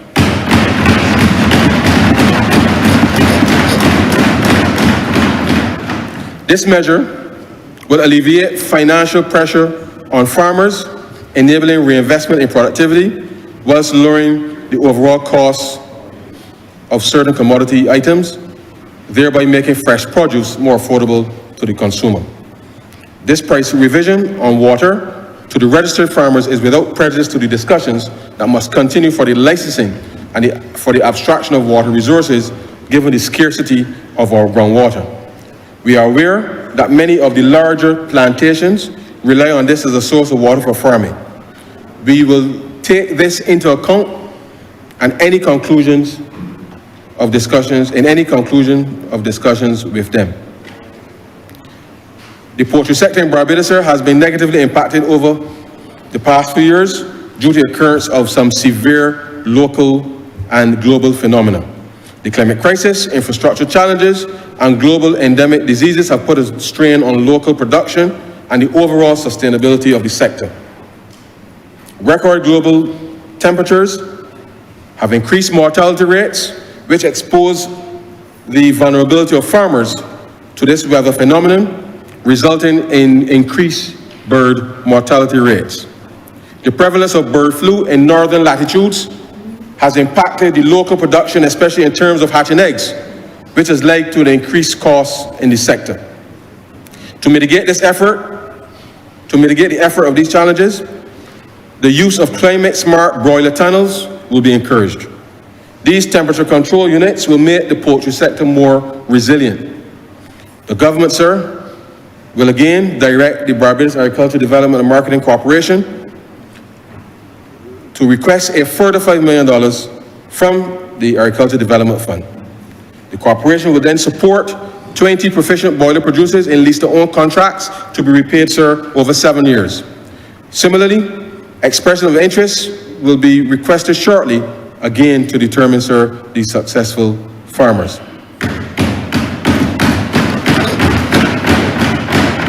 We will also encourage, sir, other small farmers to apply themselves to the ADF so that they may upgrade their existing infrastructure and acquire these new climate-smart tunnel housing units. These above initiatives and programs being proposed by the Ministry of Agriculture, Food and Nutritional Security will enhance the national food security and aid in making fresh vegetables, root crops, and poultry more affordable to Bajans. Greater use of the agro-processing facilities locally, both existing and the new ones planned, will do much to remove the existence of shortages and gluts from the market. Mr. Speaker, I turn to growth enhancement measures.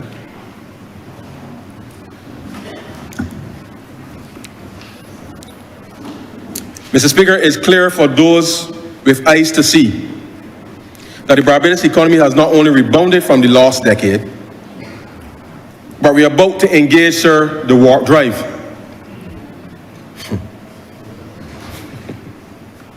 However, there are a few things that are entirely within our control that, if left unchecked, could potentially derail further progress. Those three things, sir, are crime, non-communicable diseases, and skills. Crime. Mr. Speaker, the Caribbean region is paying a high price for the Second Amendment rights in the United States. Access to guns presents a significant challenge.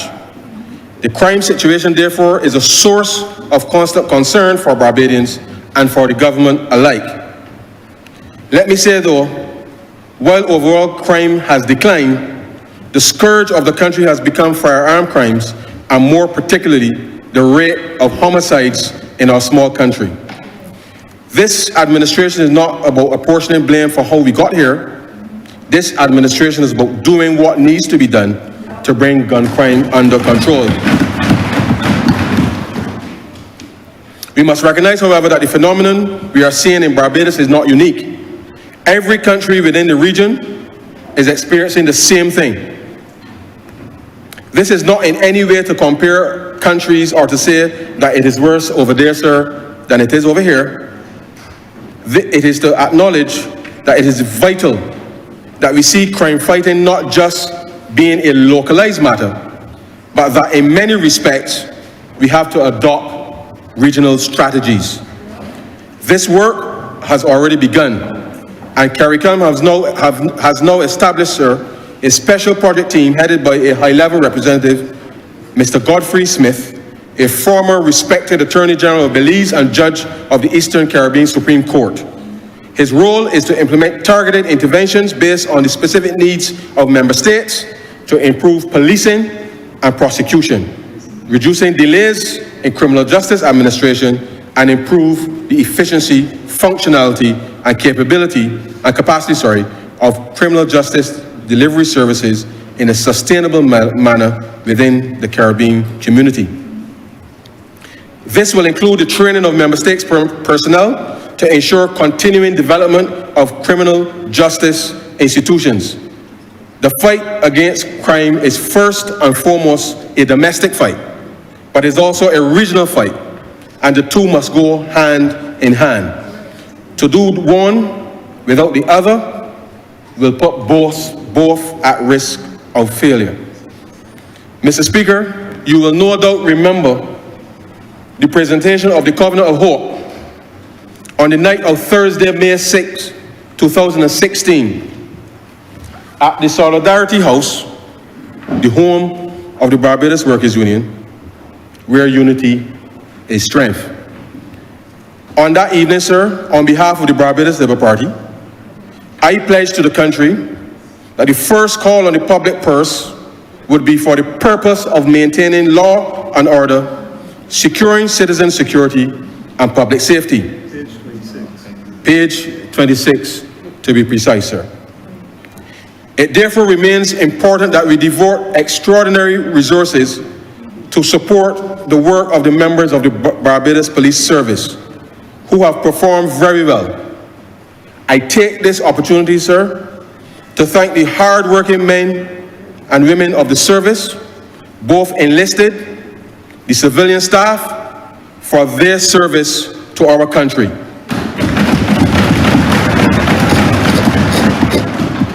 The service has adopted many strategies over the years to ensure that the men and women who are able to provide the best possible service to our country.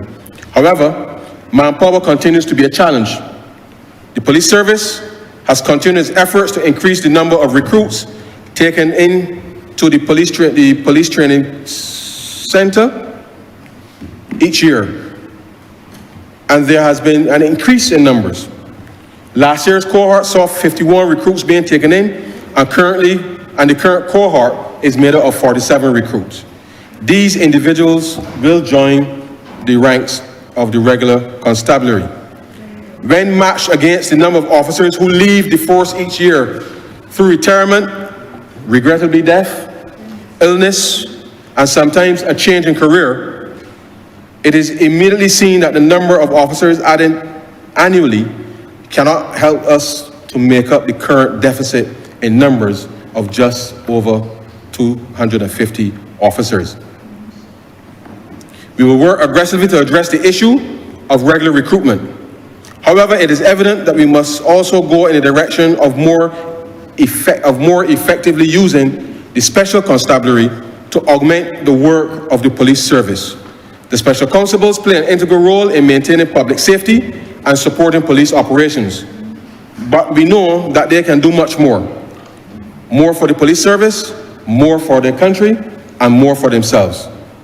Accordingly, after consultation with the Commissioner of Police, I propose that from financial year 2025-26, special constables who have served in that capacity for more than 3 years will automatically be transitioned into the police service as full-time officers should they opt to do so.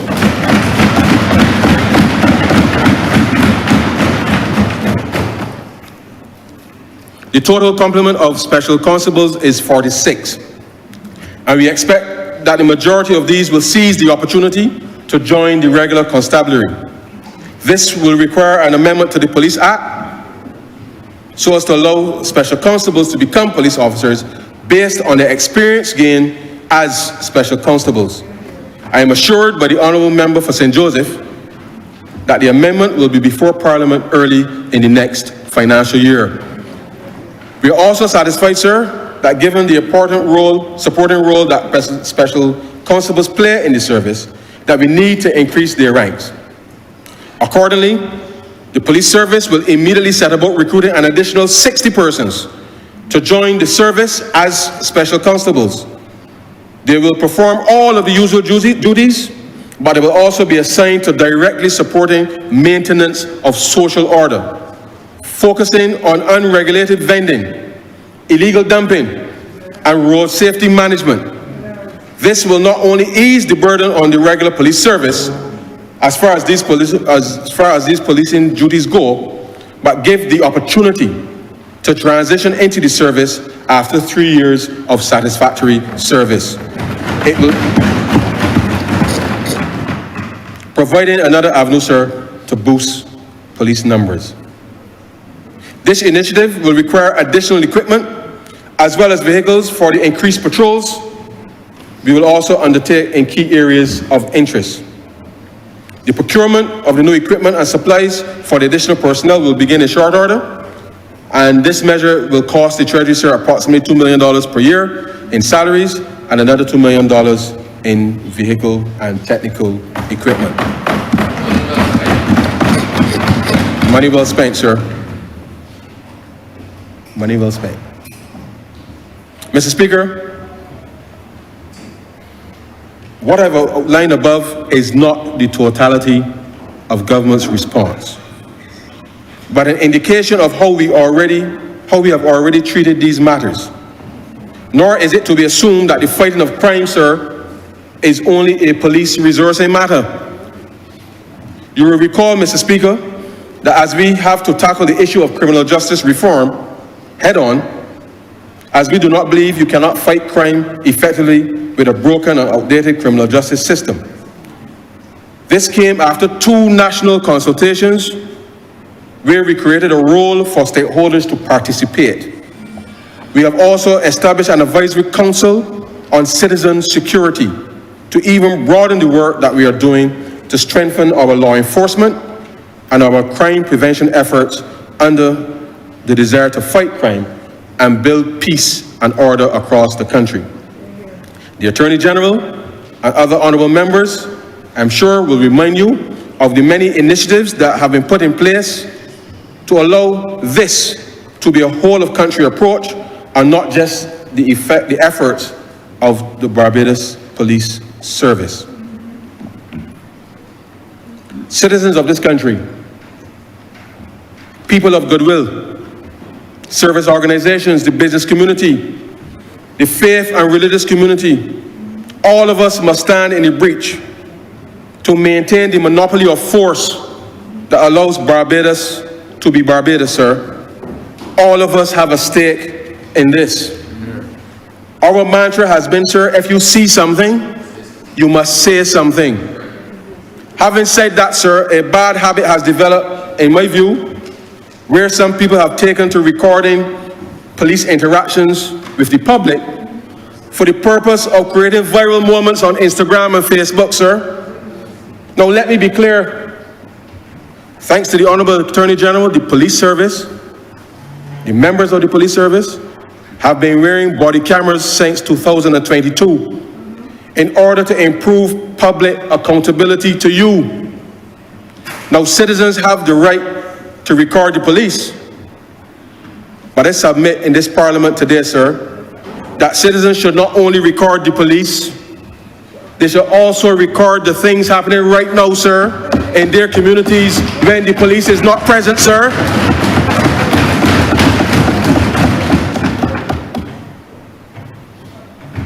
Finally, sir, on this matter, I know that Bajans understand the difference between crime and acts of terror. Bajans understand the difference between crime and acts of terror. The government, the police service, and the people of Barbados stand resolute in this fight. I say to those who benefit directly and indirectly from the pursuit of criminal enterprise, we will engage all stakeholders as we have and as we must. However, action will always be taken to maintain Barbados' stability.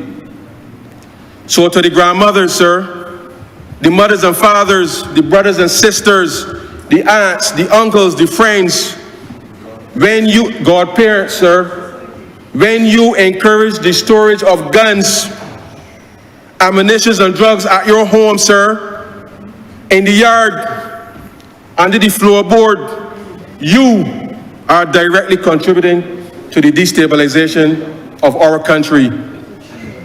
When you know something and fail to cooperate fully with the police, sir, because you are benefiting financially, you are causing harm to your fellow Barbadians, creating distress and unnecessary fear in this country, damaging Barbados' good name and contributing to the destabilization of the country. I've said enough, sir, to make the point. If we are to be the voices of accountability in this country, then we must stand up and be counted, sir, when our country needs us most.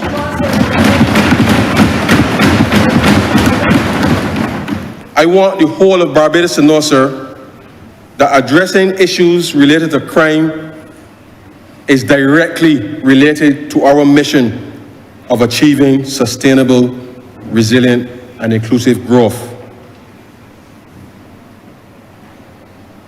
Chronic, non-communicable diseases, sir. Mr. Speaker, Barbados, like many Caribbean nations, is experiencing an epidemiological transition with shifting dietary patterns. While undernourishment has declined, obesity is a significant concern, with approximately 66% of adults being overweight or obese. This is unacceptable 2 in 3 Bajans, Mr. Speaker.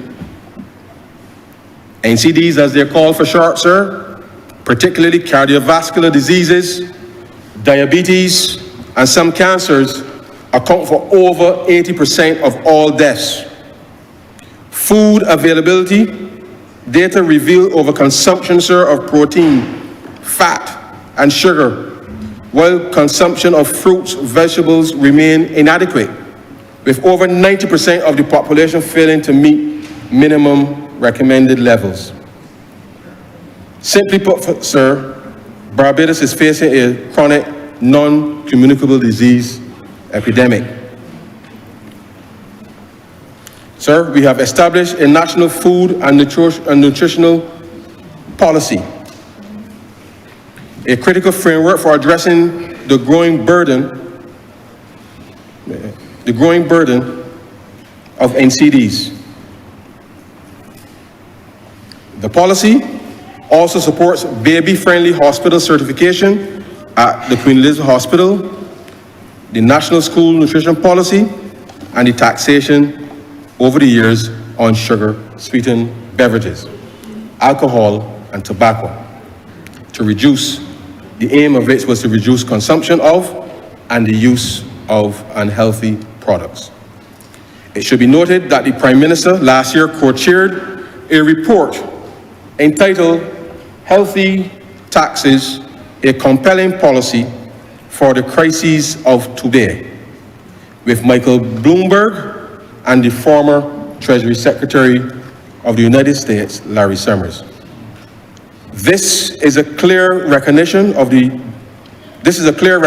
deterrent nature of taxes, as well as the importance of the state raising revenue to help offset the increased health expenditures because of unhealthy behavior of citizens. It is recognized by this government that in some instances, we need strong public education to change behavior as well, and not taxes alone. As Mr. Speaker, I make the report a document of the House. This comprehensive approach acknowledges that effective nutrition improvement requires addressing both individual dietary choices and broader social, economic, commercial, and environmental determinants of health, which influence food access and consumption patterns.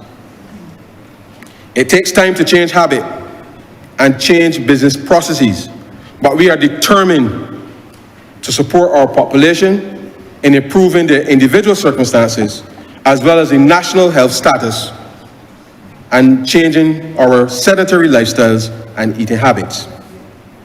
Our citizens who are already well informed about these conditions must be prepared to take greater responsibility for their own health. For those who are not, we must increase the level of public education and show them how, from recipes to exercises, how they can step up to the plate to live longer and live better. To increase and improve public health education, particularly in reference to chronic non-communicable diseases, sir, the government will spend $1 million per year in public education for the next 2 years of intense activities in the first instance. Earlier, in the previous budget, we announced an initiative for trans fat regulations, which will come into force in December 2025. We appeal to hotels, restaurants, and cook shops, sir, to remove salt shakers from tables and counters so that people do not immediately go for them, as many do, before even tasting the food, sir. Mr. Speaker, we know that this battle will not be an easy one, especially when it comes to salt, sir. It will take some time. We all, sir, have a distinct love for salted pigtails and salted cod. Not you, sir, but we. And as we will say, sir, as my grandmother said, good old Bajan salt fish. We need to encourage our people, sir, to recognize that all things in moderation can be sustained. Now, the government does not propose to place taxes on basic food items in the middle of a cost of living challenge, but we remind households that how we prepare the food will be critical. Some of these dishes can be prepared with reduced salt content. It might mean boiling out the salt, sir, a little more, It might mean a little more gas, sir, but when it comes to the pigtails, you can substitute with the unsalted pigtails. Don't shoot the messenger. Sir, we will, however, with effect from June 1st, 2025, place an excise tax on certain snacks with high salt content, such as Pringles.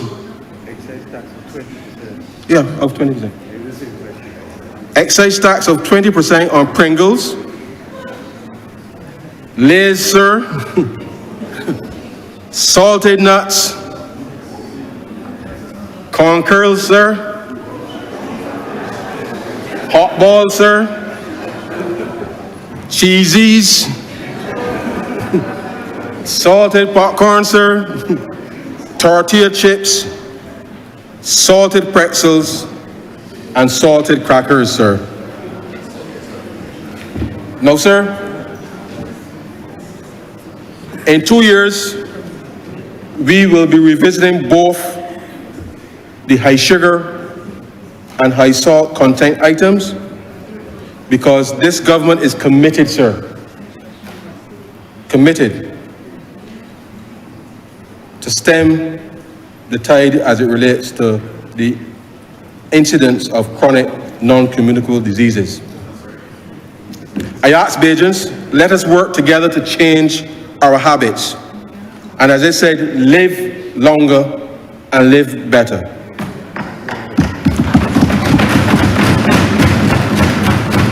Too many people in our country, sir, have had their limbs amputated.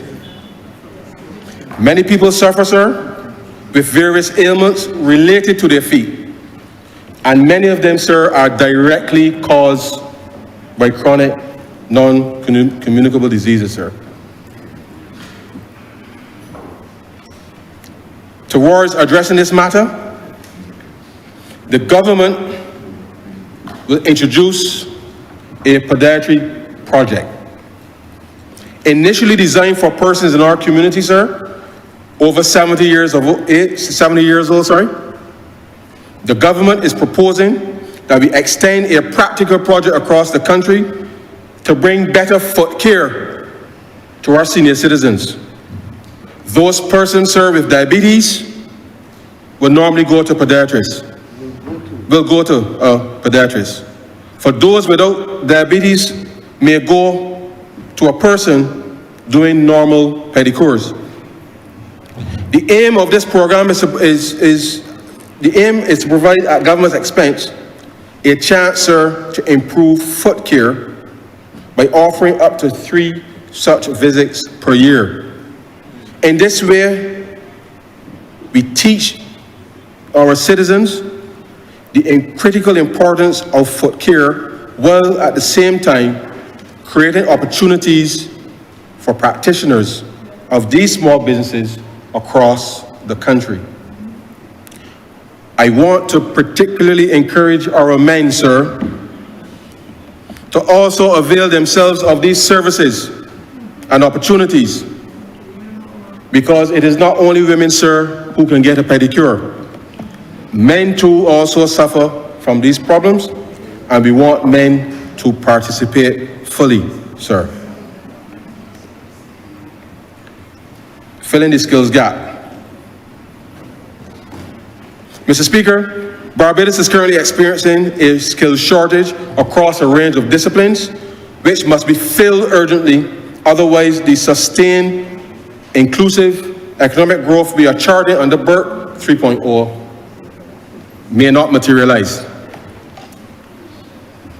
It is instructive in this academic year, sir, 2024-25, to give us context, to look at the enrollment data by age in the public schools, from the Ministry of Education Transformation. And I will take just a little time, sir, to go through this so that people can visualize.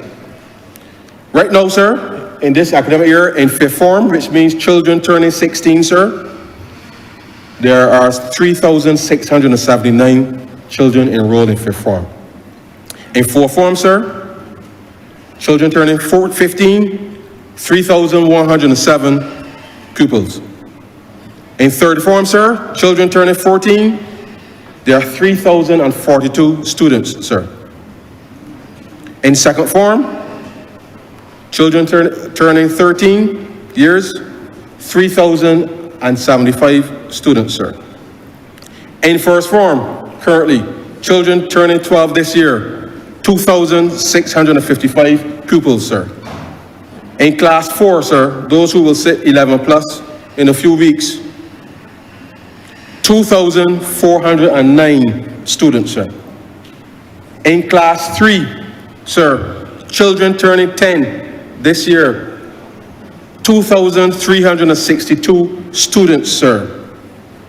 In class 2, children turning 9 years old, sir, 2,224 students, sir. In class 1, sir, children turning 8 years old, 2,091 students, sir. In infants A, sir, children turning 7, 2,067 students enrolled, sir. And in infants B, sir, children turning 6 this year, there are only 2,060 students enrolled.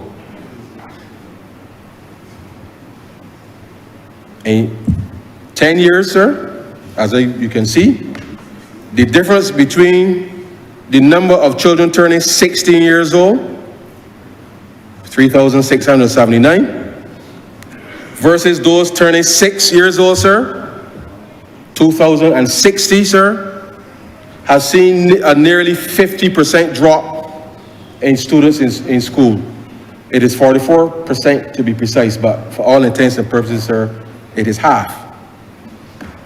When we talk about Barbados having a shortage of skills, sir, it is not just in relation to the quality, but it literally comes down, sir, to the number of people that are actually available to meet the demand for the supply of goods and services for the future.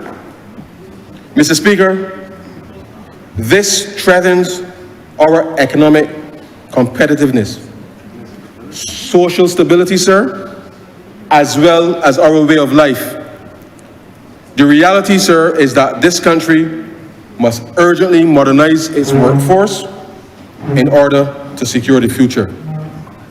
The government, sir, in that vein, will embark on a national program focused on equipping Barbadians with future-ready skills today, particularly in AI, process automation, data analytics, and emerging digital technologies.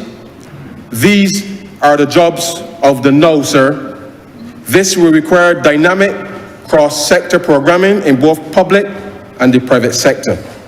However, sir, Mr. Speaker, domestic upskilling alone will not be enough to meet Barbados' urgent labor demands. The time has come for us to carefully design and implement a proactive talent attraction and retention strategy. Mr. Speaker, let me be absolutely clear. This government's policy is not, nor ever will be, in the business of selling passports. However, programs like fast-track work and residency programs for highly skilled professionals in science and technology, global talent visas and incentives to position Barbados as a hub for remote work and hybrid knowledge workers, and of course, diaspora engagement and return programs to reconnect with skilled Barbadians abroad and encourage their return are all ideas we will consider. We already have credibility, sir, and experience in this space with the very successful Digital Welcome Stamp program. Mr. Speaker, digital transformation. What we need now is a whole of country approach. Government alongside the private sector and labor to fully position our country as a resilient, high-performing economy in a digital age. The time to act is now. Mr. Speaker, the government is embarking on a transformational plan to upgrade the nation's digital infrastructure, starting in the upcoming financial year. This comprehensive strategy focuses on 3 pivotal initiatives. 1, deployment of 5G communications technology in partnership with the telecoms private sector. We believe this enhanced connectivity will drive innovation, support emerging technologies, and improve the quality of digital services for citizens and businesses alike. 2, establish a Tier 3 data center with local and global partners. The process of conversation with leading data center specialists to design, construct, and operate the facility incorporating advanced technologies and sustainable practices has already started. This will serve as a critical hub for data storage, processing, global digital services, and disaster recovery, supporting both public and private sector digital initiatives. 3, creation of a cybersecurity operations center, establish a central facility dedicated to monitoring, detecting, and responding to cyber threats, thereby strengthening the national cybersecurity posture. The Security Operations Center will enhance Barbados' ability to protect its digital infrastructure, safeguard data privacy, and respond effectively to cyber incidents. Mr. Speaker, this isn't an easy thing to say, but the reality is that we live in a world where bad actors want to take advantage of weakness. We are always vulnerable to security breaches. Every country and its citizens suffer hacks and breaches. This is an unfortunate part of the modern world in which we live. As a result, sir, we need to significantly enhance the digital IQ of the government and of all of our people through the development and enforcement of robust policies and regulations that mandate cybersecurity best practices across the sectors, include enhanced data protection policies, cybercrime legislation, collaboration with global intelligence agencies, all while holding much higher standards for critical infrastructure protection. Mr. Speaker, we will work together to create a resilient society capable of mitigating digital threats and building a flourishing digital economy. At this time, sir, I wish to remind the country to indicate that we will extend, sir, the digital credit introduced last year for all businesses to prioritize the digital upgrade of their systems, and that extension is till the end of the next financial year, sir, May 31st, 2026. March 31st, sir, 2026. Industrial Growth 4.0, sir. Mr. Speaker, Barbados has embarked on a bold Industry 4.0 strategic plan to transform from an import-dependent manufacturing landscape to a dynamic export-oriented economy. This transformation focuses on producing world-class, high-value products and services for global markets, with a particular emphasis on life sciences and digital services. Central to this strategy is the integration of advanced scientific and technological research, necessitating the infusion of new capital, skills, knowledge, and technologies. We will establish as a global hub of hubs from which world-class businesses in sustainable energy, biotech, design, smart manufacturing can operate and export from. A pivotal component of this initiative is the development of the state-of-the-art industrial spaces, exemplified, sir, by the spaceship at Newton, which, in addition to being home of our national digitization program, it will house leading life science companies. Mr. Speaker, the Ministry of Industry, Innovation, Science and Technology has set big, bold targets for rapid and transformational growth of this sector. The embracing of standards of excellence across all sectors of the economy and society will be critical. Education, sir, as a catalyst for transformation. As a result, sir, the future of education in Barbados must urgently adapt to the rapidly evolving global labor market, where technological advancements, automation, and increasing demand for specialist skills are reshaping industries. The government, through the Ministry of Education Transformation and the Ministry of Training and Tertiary Education, will do the heavy lifting to prepare our children, our young adults, for building their future. The process of educational transformation is well underway, and what remains simply now is for the country to be advised on the appropriate mechanism for transfer from primary to secondary. We've already completed much of the diagnostics and analysis necessary to inform the plans to reform the system and to improve the infrastructure. Indeed, training has started across the primary and secondary levels. The establishment of the Ministry of Training and Tertiary Education is a deliberate and strategic intervention to make the entire country of Barbados, sir, a training campus. It is imperative that we give focus on giving as many of our citizens the skills necessary for them to earn a good living while capable of being readily retrainable at any stage of their lives in this rapidly evolving world. This is more important to our people than winning a lotto ticket, sir. We are simply trying to ensure that education and training will be as important and relevant to empowering this generation and future generations of children as it has been in our past. Recognizing that the necessary skills, hard and soft, will change over the coming decades. There are some exciting initiatives such as the creation of the Barbados Climate School for 4th to 6th formers and its beach campus, Oceana, which is already near completion on Bay Street.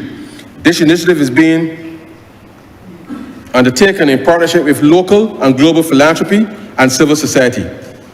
You will hear about it in the upcoming weeks. It is also intended to move the grade and CD secondary school from in the back, sir, of the garrison paddocks to the front road, sir, on Colma Rock.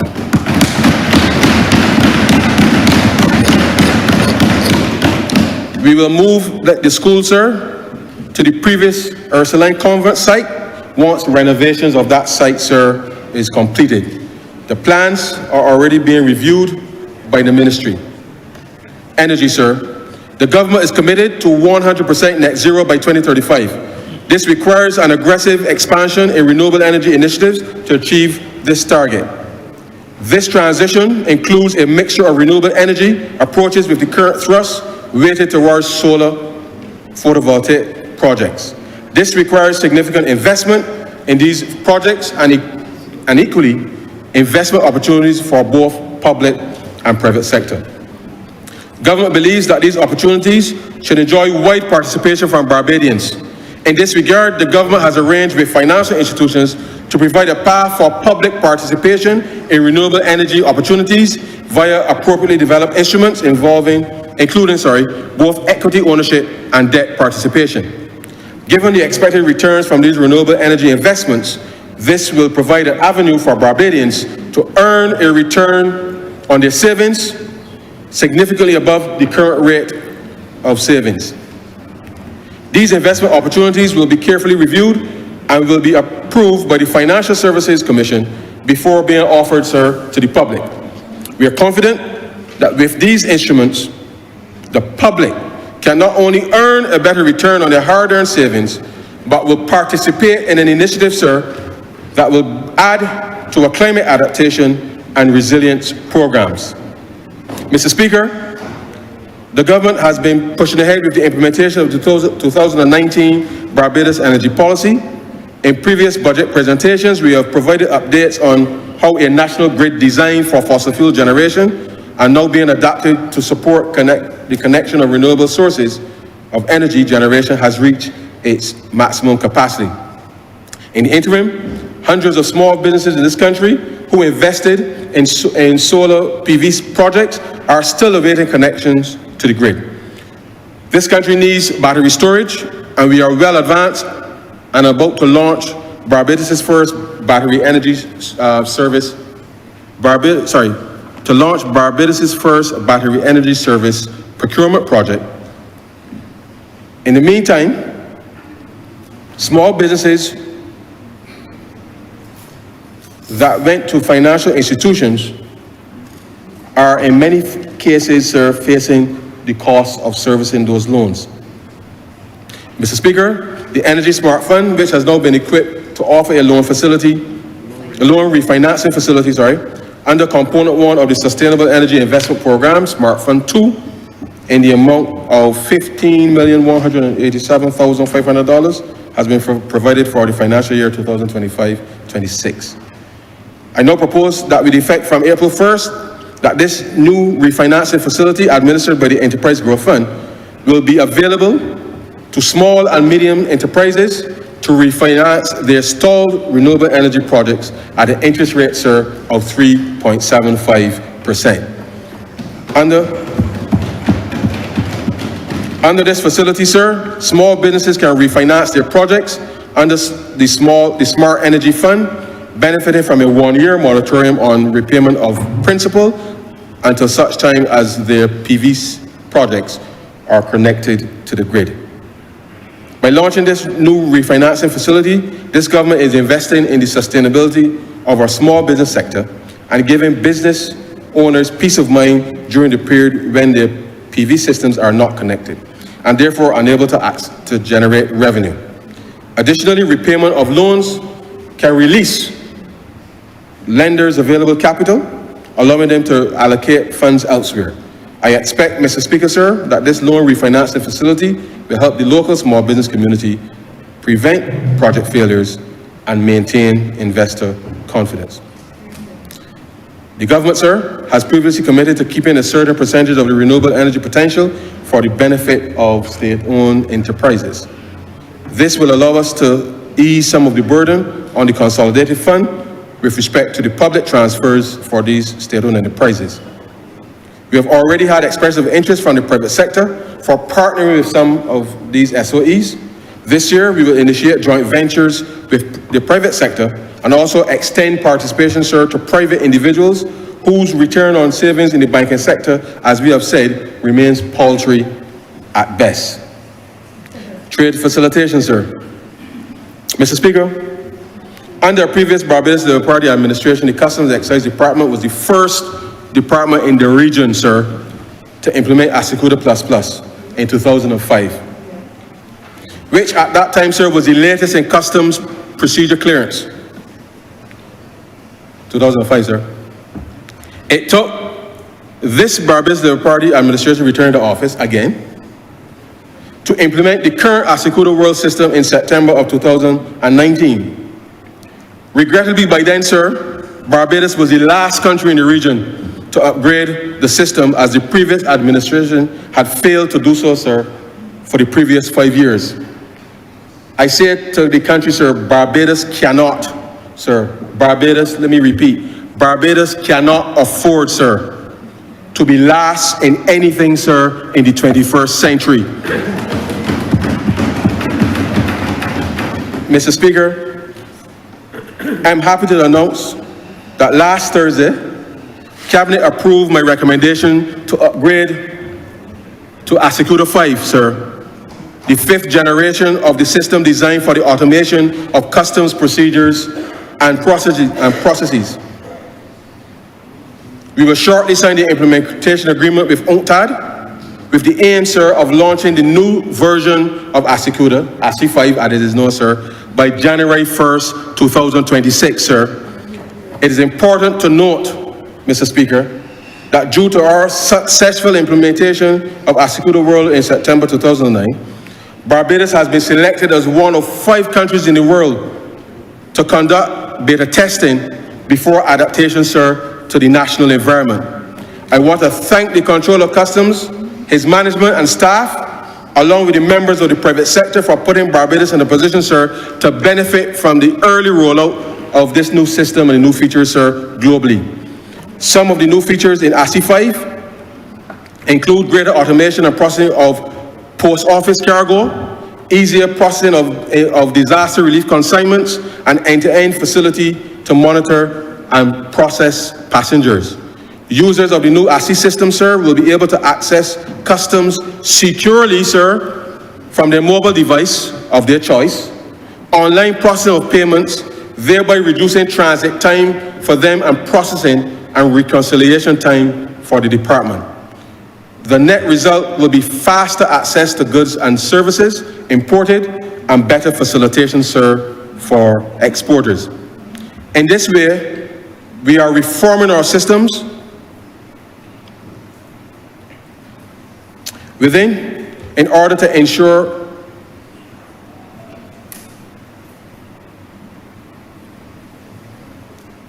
in addition, sir, sorry, my apologies. In addition, the Customs and Excise Department, sir, will work with the licensing authority,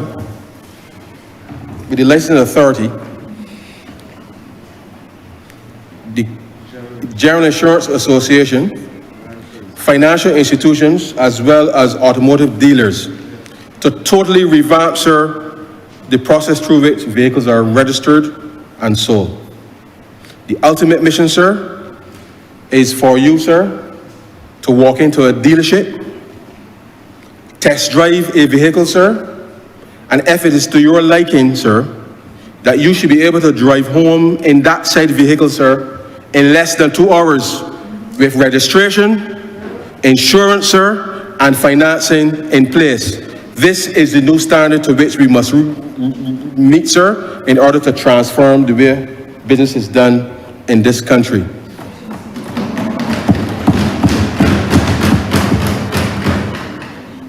Mr. Speaker, the Barbados Manufacturers Association has raised a matter of competitiveness that the Ministry of Finance believes is imminently solvable and could lead to the lowering of production costs locally for manufacturers.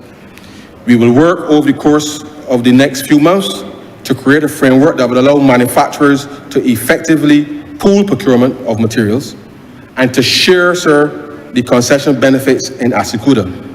We believe in this global environment that this initiative, sir, will add tremendously to lowering the cost of production as well as to the price that consumers will ultimately pay for goods produced. Mr. Speaker, legislation to provide the deposit insurance was introduced in 2006, with the Barbados Deposit Insurance Corporation commencing operations on June 8, 2007. The BGIS is an extension of the financial sector safety net, contributing to the maintenance of public confidence and in deposit-taking institutions within the financial system, and currently provides insurance coverage of up to Barbados $25,000 for depositors of commercial banks as well as deposit-taking trust and finance companies. It is the government's intention to broaden the coverage to now include, sir, credit unions. The business case has been developed with technical support from the United States Federal Deposit Insurance Corporation last year. That support has been suspended as we still are within the usual 90-day period, sir, when all foreign aid is usually reassessed when there's a change in administrations. Nevertheless, work will continue with robust stress testing of the business case by the Central Bank in conjunction with the Financial Services Commission, while the other work on the legislation continues apace. It is my desire, sir, to have this matter completed by the end of this year. The movement has my assurance, sir, of the government's financial commitment to get the process started as soon, sir, as the legislation has been passed. As you are also aware, sir, more often than not, there is conflict between landlords, agents, and tenants, disputing the repayment of rental deposits, often leaving the tenant without much protection, or having to seek legal remedy, which could take a long time. To remedy this situation, sir, I propose to broaden the current MAT scope of BDIC to include a deposit protection services as part of its mandate, sir. The purpose of the service is to protect tenants from losing their security deposit unfairly by providing a neutral platform to resolve disputes with landlords regarding deductions at the end of any tenancy agreement. Credit union, sir. Currently, Section 34A(1)(b) of the Cooperative Society Act, Cap 378A, restricts the credit union movement ability to invest in productive sectors. Given the increasing role of financial cooperatives in economic development, we propose an amendment to allow greater flexibility in investments that contribute to national priorities such as housing, renewable energy, and tourism development. I therefore propose to amend the legislation to allow credit unions to invest up to an aggregate of 25% of their assets in productive sectors, including real estate projects, renewable energy projects, tourism-related projects, and other projects approved by the Ministry of Finance. In keeping with the ethos of the credit union movement, Mr. Speaker, the Ministry of Finance will authorize through the Financial Services Commission, with effect from April 1st, 2025, the use of participation loans by multiple credit unions to a single lender to reduce exposure to individual institutions. I believe, sir, that this expanded investment facility will strengthen the credit union's role and will help with achieving, sir, sustainable, resilient, inclusive growth. It is also equally evident that Barbadians have money, sir. Every few months, people are caught in some scam, sir. Blessing circle, fake crypto accounts masquerading as investment opportunities, just to name a few. These get-rich-quick schemes always seem to capture people's imagination or desire for a quick and easy dollar. Sir, the only person who wins is the scammer.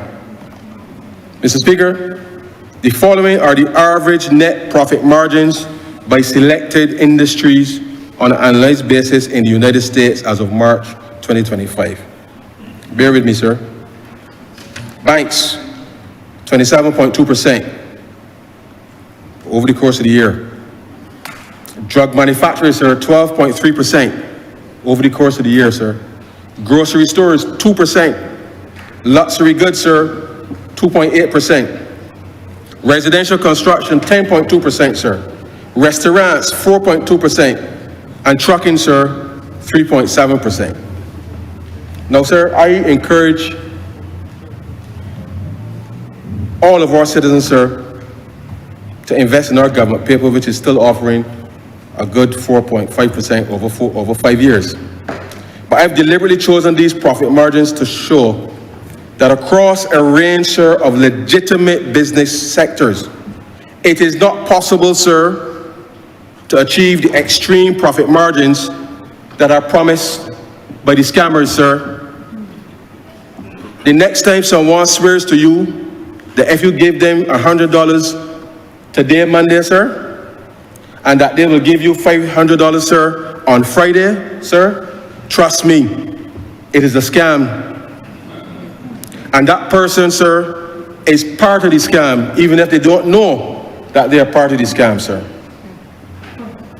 If it was that easy, sir, I would put up $100 million today, sir, and get the $500 million Friday, sir.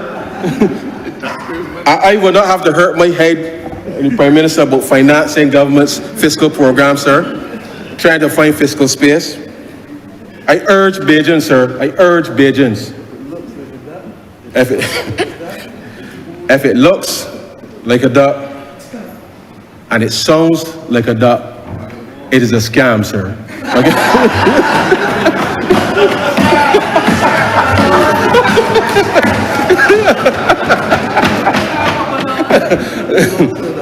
No, I know. Oh boy. Mr. Speaker, establishing a framework for real estate investment trust. Mr. Speaker, one does not have to look too far to recognize that Barbados is currently going through a construction boom. From the average man or woman, sir, purchasing their first home or renovating for Airbnb to multi-million-dollar projects, all are contributing, sir, to driving economic growth in the country. Government itself has a number of projects that will require financing, as well as the private sector. And the ability to mobilize domestic financial resources is key to driving growth through a series of pooled investment vehicles that gives each of us a fair chance to get a decent rate of return.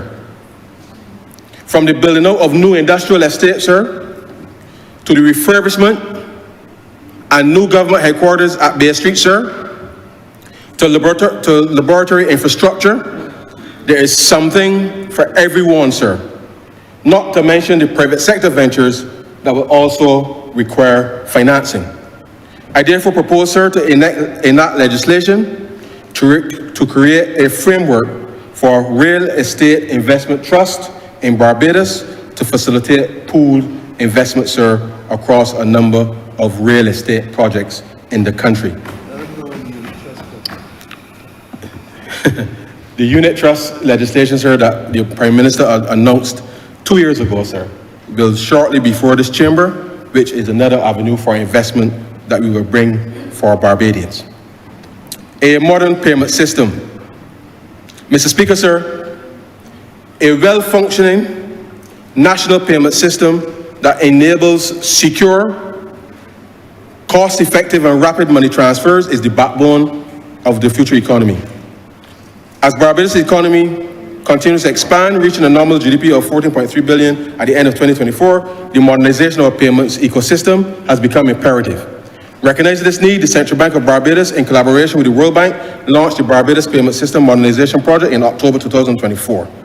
This initiative aims to provide all Barbadians, whether individuals, businesses, or financial institutions, with access to real-time, secure, and interoperable settlement infrastructure integrated within the Central Bank's platform.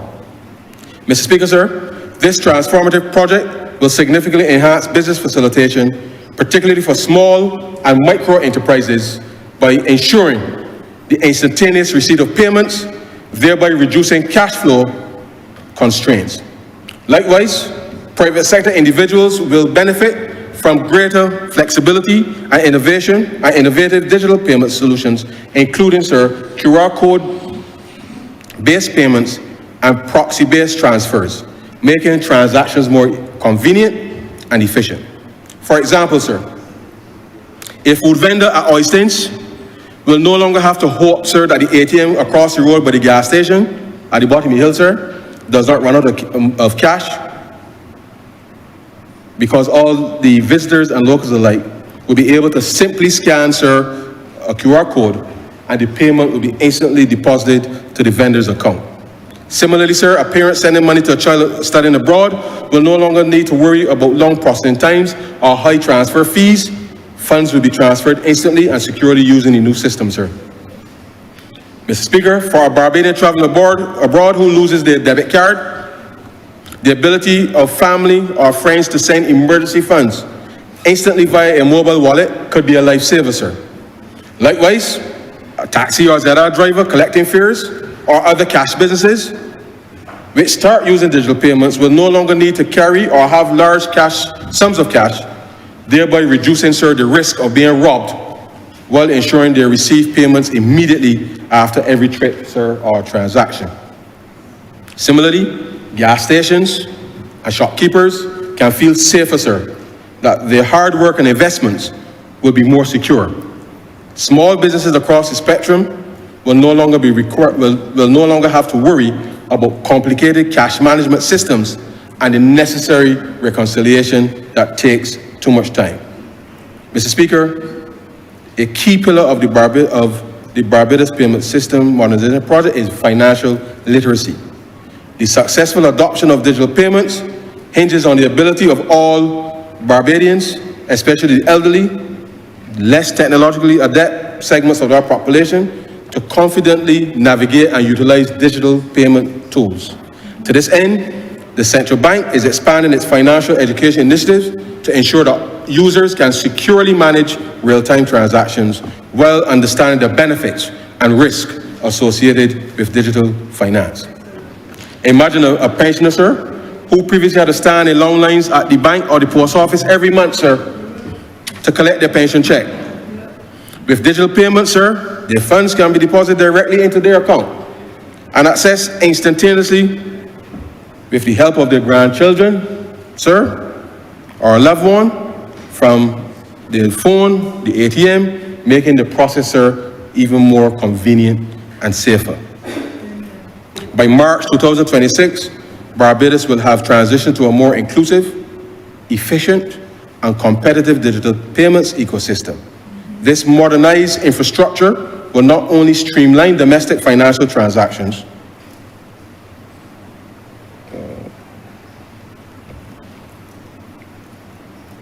but also enhance cross-border payment capabilities, supporting Barbados' broader vision of economic transformation through digital innovation.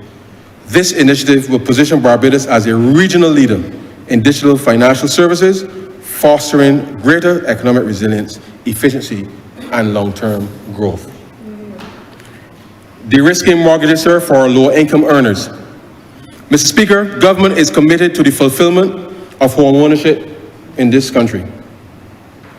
However, two issues continue to impact this aspiration: the supply of affordable homes, and two, the access to mortgage finance for low and moderate income buyers. With respect to the supply of affordable houses, the government has had setbacks in its early initiatives to increase the supply of these homes for low-income families. However, this government remains committed to the process. Between hope and the private sector, we believe that the target of approximately 2,000 new affordable homes each year over the next 5 years is entirely achievable. Moving from an artisanal approach to an industrial approach means creating a new ecosystem and training persons to upskill. This has taken more time than we would have liked, but we are seeing progress, Mr. Speaker. There are a few challenges that we will confront in this budget. Mortgage financing for low-income earners, particularly those with irregular earning patterns, continues to be a challenge. We are told that home buyers earning more than $2,000 per month can generally access mortgage financing, provided their debt-to-income ratios are within acceptable range. There's still a gap for persons whose income is below $2,000 per month, including those with irregular income or itinerant work patterns. We recognize that recent changes in capital standards and international financial reporting standards have added a layer of conservatism to the lending process. Work is ongoing with the banks, cooperative credit unions, insurance companies, and other lending institutions to find a path, sir, towards a more accommodative underwriting process that would allow earners below a specified income threshold to qualify for home ownership. We will be working with these qualified lenders to introduce appropriate mechanisms to protect the institutions from the perceived increased risk. These will include expanding the Mortgage Indemnity Insurance Act to include all qualified lenders. At least one bank is currently enjoying the benefits of these protections, and it is our plan to encourage the other banks to do likewise. This program will mitigate the impact on the lenders associated with lending to this lower earning category of home buyers. Mr. Speaker, I take this opportunity to remind all financial institutions already offering residential mortgages that the Mortgage Insurance Act provides for their participation to lend up to 100% with the appropriate insurance coverage. This provision, sir, is currently optional, as each individual institution has to apply for the minister's approval. Mr. Speaker, based on all currently available data, I am satisfied with the current Financial System Stability Assessment Report, jointly monitored by the Central Bank of Barbados and the Financial Services Commission. I therefore propose, sir, to amend the legislation to pre-approve all existing lenders supervised by the Central Bank of Barbados or the Financial Services Commission to participate, sir, under the Mortgage Insurance Act.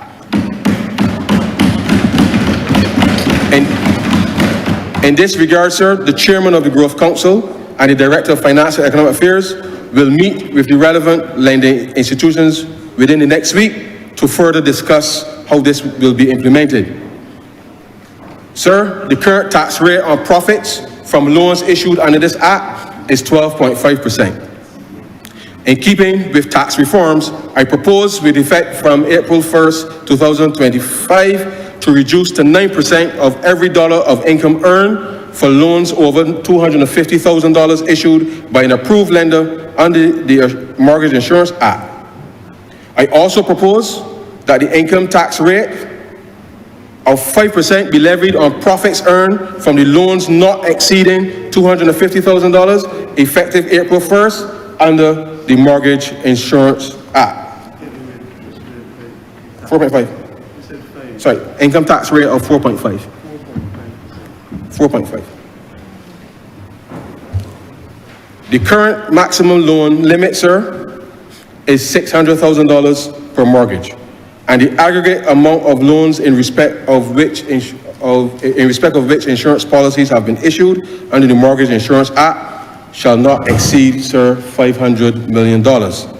Given the government's objective of unlocking private sector investment and the building of a minimum of 2,000 houses per year, I propose that with effect from April 1st, 2025, to increase the aggregate loans by $1.5 billion for loans issued under the Mortgage Insurance Act, with $1 billion reserved specifically, sir, for loans not exceeding $250,000.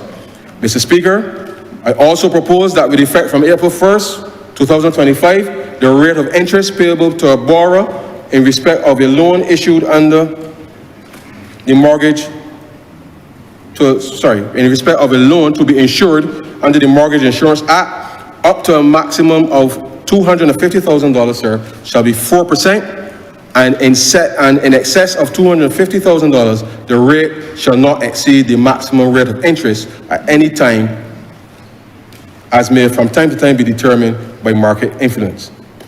Mr. Speaker, as part of our commitment to ensure that intergenerational wealth can be passed successfully, I want to address a matter that has bedeviled many families in this country. Our parents and grandparents, sir, toil in the fields with blood, sweat, and tears, work hard, sir, and manage against all odds to set aside a few shillings, sir, to purchase land, provide homes for their children in this country. It is the finest example, sir, of resilience, and I applaud them for that. Regrettably, whilst doing all of that, many of them could not decide, sir, which child to bequeath the properties to. And as a result, sir, there are a number of family plots across the country that aren't being fully utilized for one reason or another, sir. Whilst the government cannot solve problems within families, we believe that we must provide the best possible framework to pay homage, sir, to the efforts of our forefathers. I therefore propose, sir, that with effect from April 1st, 2025, to exempt from property transfer tax on family plots not exceeding 1 acre, sir, transferred via a deed of gift to their children over the next 3 years.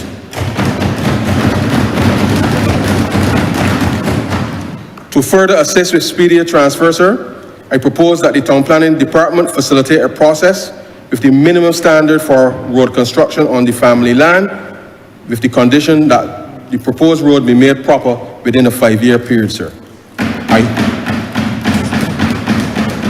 I hope, sir, that families can come together and recognize that we cannot allow the sacrifices of our parents, sir, to go begging. I turn now to some revenue efficiency matters, sir.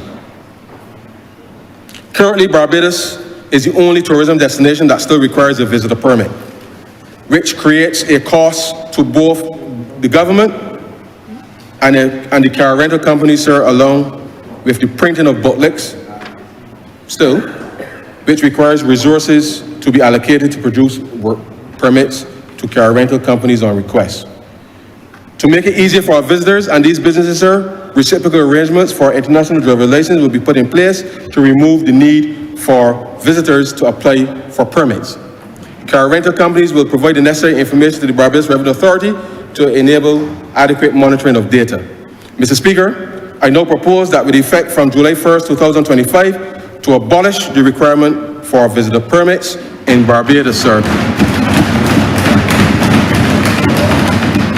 The cost of this to the government will be approximately $350,000 per year, but the saving in time to the visitor will be immeasurable. To replace this revenue, sir, I propose to introduce a daily car rental levy of $10 per day on all rentals to be included in the daily car rental fee charged by car rental companies effective July 1st, 2025, sir. Companies are owners, sir, effective July 1st, 2025. Additionally, Mr. Speaker, GovTech will be tasked to work with the Barbados Revenue Authority, Treasury Department, Transport Authority, Barbados License Authority, the Barbados Police Service, and the General Insurance Association of Barbados to implement a digital system utilizing QR code technology and the latest payment technologies in order to modernize this vexing process. I would like to state, sir, that we will have an amnesty for all persons who are currently renting cars without the appropriate license plates. You will have until June 30th, 2025 to come into the Transport Authority, sir, apply for the H plate, which will be accommodated. Failure to do so will mean that the person is liable, sir, to significantly higher fines. Persons should know, sir, that the tax rate for small businesses is only 5.5%, and therefore they should avoid, sir, they should not avoid regularizing their affairs for fear of paying high taxes. Visitors, sir, will still need to present a valid driver's license to the registered car rental company. Based on current fleet numbers, sir, this measure is expected to yield a minimum, sir, of $4 million per year. I propose, sir, Mr. Speaker, that with effect from July 1st, 2025, that up to 50% of the car rental levy be allocated, sir, to the Barbados Oceans and Coastal Authority, sir, for its operations.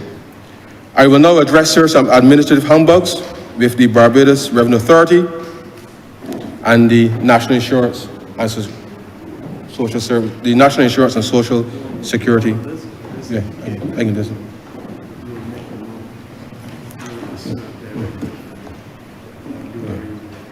Okay.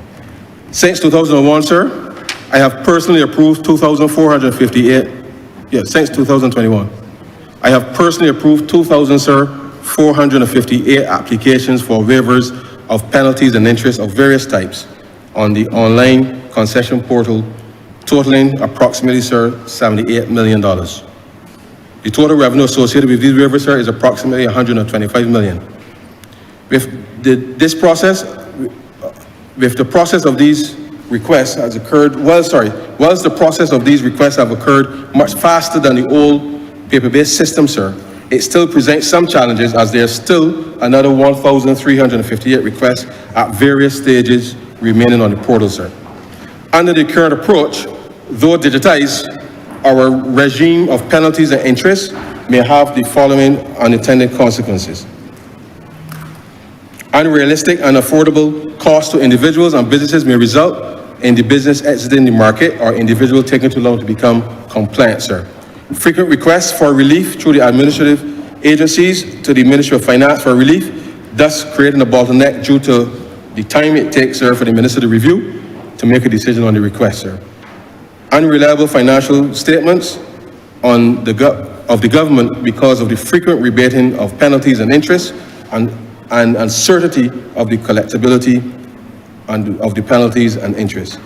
To alleviate these issues, sir, and to reduce the administrative burden on the Barbados Revenue Authority, as well as the National Insurance and Social Security Services, sir, I will issue a directive in relation to this matter and to give further guidance, sir, to the country.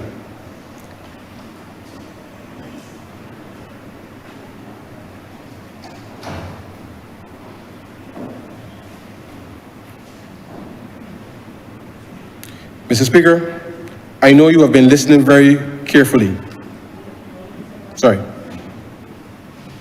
As it relates to regional air travel, sir, as we continue to build airlift capacity across the region in the post-COVID-19 environment, we've seen a rebound in traffic.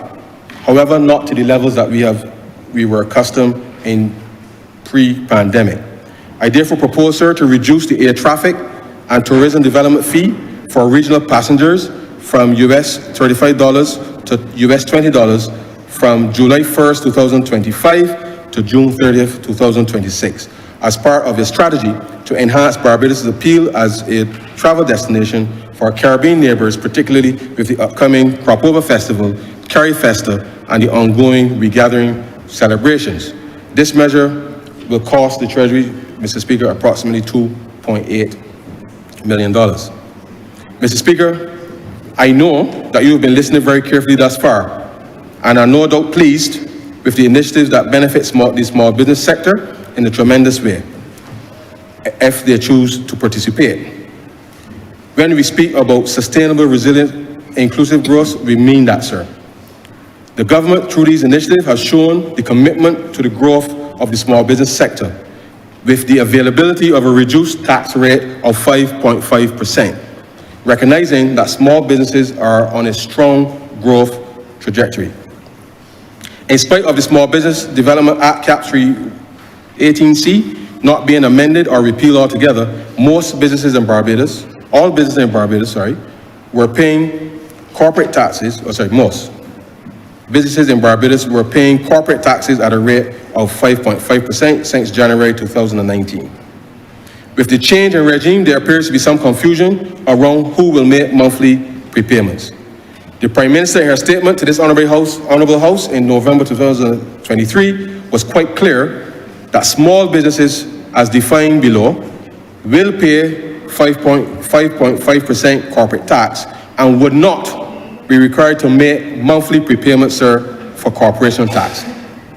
For the avoidance of doubt, sir, a small business is defined as a company if it has gross income of $2 million or less, has paid-up capital of $1 million or less, and 3, sir, has no more than 25 employees. Companies will need to ensure that at least 75% of the shares of the company are beneficially owned by a resident of Barbados, and members of group companies will need to meet all of the noted criteria. Let me repeat, sir. A company that qualifies for the 5.5% tax rate, corporate tax rate, is not required to make monthly prepayments. These companies shall continue to make their prepayments twice in each income year, as was the case in the previous regime. For the avoidance of doubt, sir, the following companies do not apply for the 5.5% tax rate. Holders of foreign currency permits, sir, do not qualify. A company, firm, or society that earns 100% of the income in foreign currency and that has been granted a foreign currency permit. B, tax concessions. A company which has been granted a tax concession or exemption under any other enactment including a company operating under the Tourism Development Act, Cap 341. This excludes a company which is an approved small business under the Small Business Development Act, Cap 318. C, holding companies. A company whose primary purpose is holding shares in other companies or holding real estate. Mr. Speaker, the Income Tax Act, Cap 73, will be amended to reflect the criteria. Mr. Speaker, as you know, we have been encouraging Bajan restaurants and cook shops to upgrade their kitchen equipment across the island. We are in the business of hospitality, and it is therefore important that all offering food to persons visiting and visitors alike can do so in a most efficient way. Let us remember that we are trying to transition the Food and Rum Festival to a national platform rather than just simply be an exercise that includes a few top local chefs and a few visiting chefs. Accordingly, Mr. Speaker, I propose with effect from April 1st, 2025, to remove all duties and VAT on commercial kitchen equipment, beginning with tariff headings 7321, 8418 for restaurants and cook shops until March 31st, 2007. 27. March 31st, 2027. With effect from April 1st, 2025, sir, I propose to allow restaurants not on a hotel compound earning more than 60% of their revenue in foreign exchange to access food and beverage concessions for wines and proteins currently given to hotels. This can be facilitated by allowing the operator, sir, to register as a tourism product under the Tourism Development Act, sir.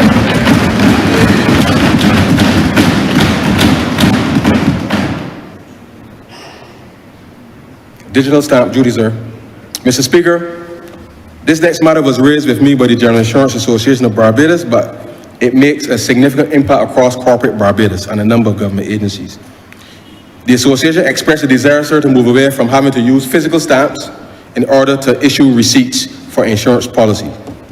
The Ministry of Finance through the Treasury Department, sir, will therefore embark on a modernization exercise to bring the stamp duty administration process into the 21st century by digitizing the stamp duty process. The Treasury will work with stakeholders, including the Post Officer, Land Registry, the Supreme Court Registry, the Barbados Revenue Authority, Business Barbados, and the private sector, sir, in order to have a solution in place, sir, by January 1st, 2026. No more worries, sir, about running out of stamps, and the ability to purchase any quantum digitally will transform, sir, the business environment in Barbados. I turn, sir, to improving the well-being of Bajans. Over the past 3 years, sir, the government of Barbados has introduced several measures in an attempt to curtail the cost of living for citizens in response to significant rises in costs globally. Here is a summary of the key initiatives from 2022, sir, up until now. We've extended, sir, the school feeding program. Recognizing the financial strain on families during school breaks, the government extended school feeding programs into the summer holidays, ensuring children continue to receive nutritious lunches without additional costs, sir, to parents. Mr. Speaker, this program will continue this summer. We've capped shipping rates. Sir. The Ministry of Finance capped the freight costs at 2019 levels for the purpose of calculating customs duties for the period from 15th of March 2022 until March 2024. Whilst freight rates have subsided, this measure can be activated if freight rates again exceed 2019 levels, and therefore, sir, this will remain in place, sir, until March 31st, 2027. We've zero rated, sir, essential items. The Prime Minister proposed that effective the 1st of April 2022, all sanitary towels and tampons, baby and adult diapers, sir, antiperspirant, vitamins and multi-minerals will be zero rated, sir, and that remains in place as well, sir.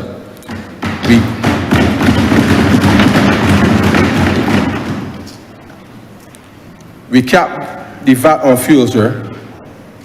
The value-added tax on gasoline and diesel, sir, was capped at 47 cents and 37 cents per litre, respectively, for 6 months starting March 16, sir, 2022 until present, which it was subsequently extended.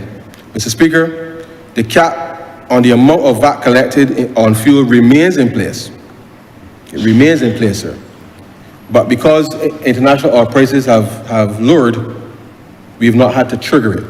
But I want to assure the country, sir, that if in the event that the oil price goes up above $80 a barrel, the cap will again be applied, sir, therefore bringing relief, sir, to Barbadians.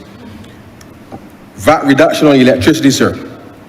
To ease electricity costs, the government reduced the value-added tax from 17.5%, sir, to 7.5% on the first 250 kilometer hours consumed by households. This measure commenced August 1st, 2022, and is currently in place, sir, until March 31st, 2025. By which time, sir, total relief to residential consumers will be approximately $32 million or $1 million per month. Mr. Speaker, this too will be extended, sir, until March 31st, 2026, sir.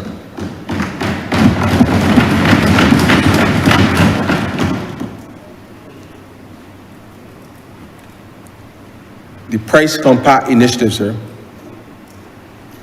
In July 2022, the government collaborated with the private sector and the labor unions to implement, sir, a prices compact, reducing prices from a low of 10% to as high as 25% on 45 essential items, including meat, dairy products, rice, fruits, and toiletries. This initiative, sir, has helped to provide immediate relief, sir, to consumers facing higher prices. And more than half of these prices, sir, are still below the July 2022 prices today.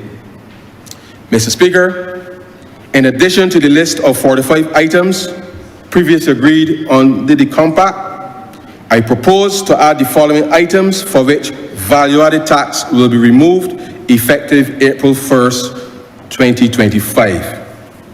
Stew beef, minced meat, minced pork, minced turkey, pineapples, barley, Vienna sausages, Horlicks, sir, Sega, sir, and lentil peas.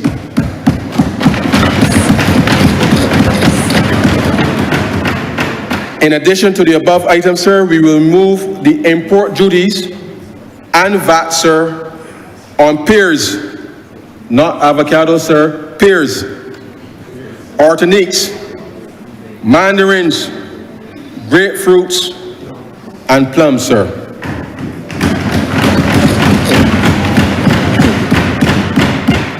Beijing should note, sir, that the National Conservation Commission and the agricultural station at Haggett's have been instructed, sir, to accelerate the propagation of guava, passion fruit, pomegranate, and Beijing cherry trees to encourage planting across the country once more.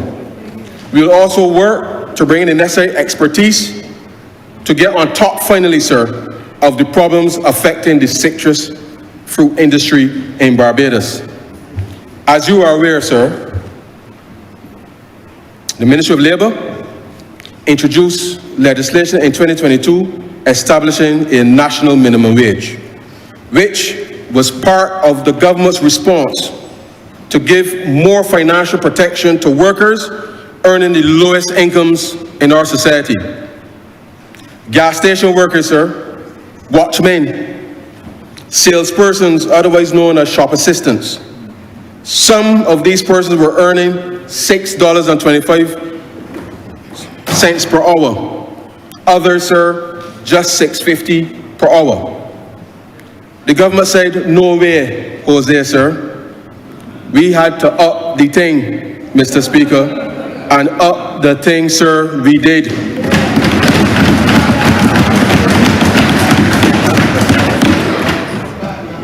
The Minimum Wage Board, sir, is currently conducting the first review as the current legislation requires. And therefore, I'm assured by the Honourable Member for St. Peter that the new rate will be announced shortly. The workers, Mr. Speaker, who have worked hard across the length and breadth of this country to keep this country ticking deserve a better deal, sir, and greater levels of predictability in relation to their earnings. In order to give further protection to these workers, sir, I now propose that effective January 1st, 2026, to introduce an automatic increase in the national minimum wage, sir, of 2% annually, sir, in line with the movement.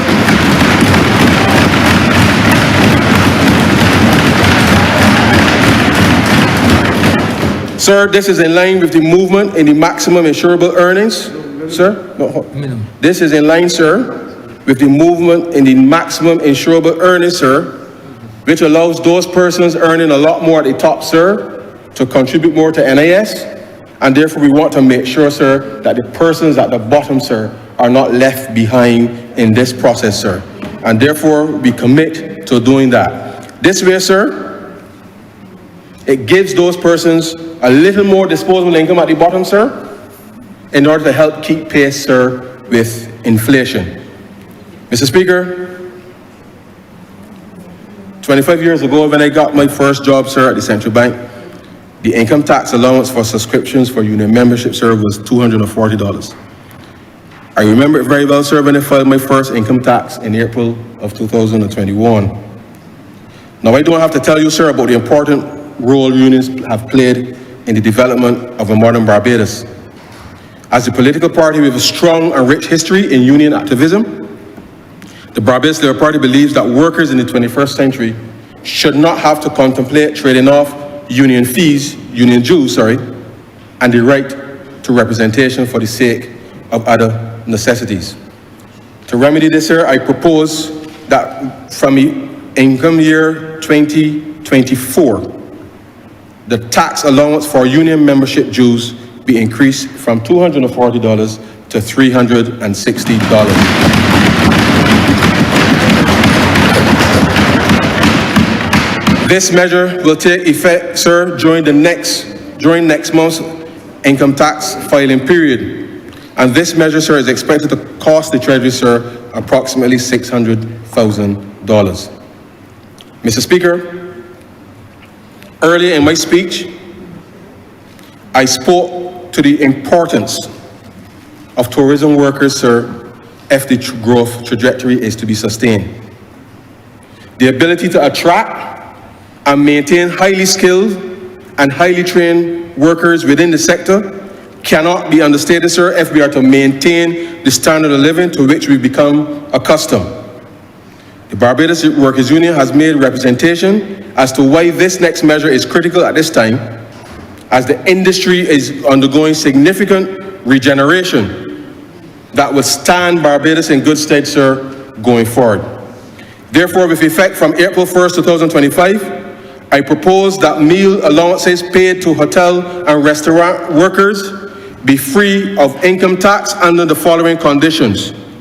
1, up to a maximum of $150 per week for work performed during regular working hours.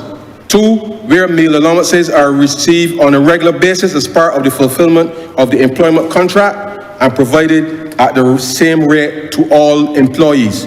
And 3, sir, where employees are required to consume meals at the worksite only. Mr. Speaker, this is important to ensure we attract the best people to the industry. Mr. Speaker, to support the broader reform efforts completed last year and recognizing that living on fixed incomes in today's environment, sir, presents some challenges as it relates to pensioners.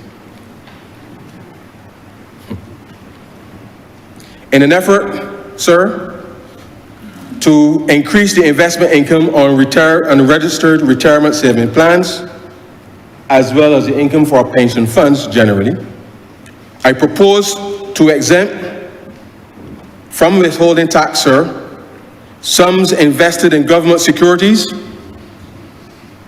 and to increase the income tax threshold for pensioners, sir, from income year 2025 to $50,000, sir.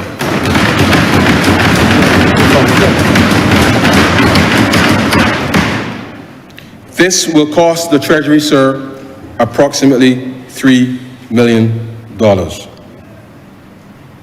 Mr. Speaker, my government is aware that the strengthening of family is important if our social fabric is to be maintained, and if some of the social challenges we face are to be addressed. We were deliberate, sir, in the decision to replace the statue of Lord Nelson in our National Hero Square with the monument to the family. We've also spoken about increasing our support to Barbados and the introduction of parental and life coaches to assist parents and young children with coping with the social and psychological challenges of rapidly and continuously changing family and community dynamics.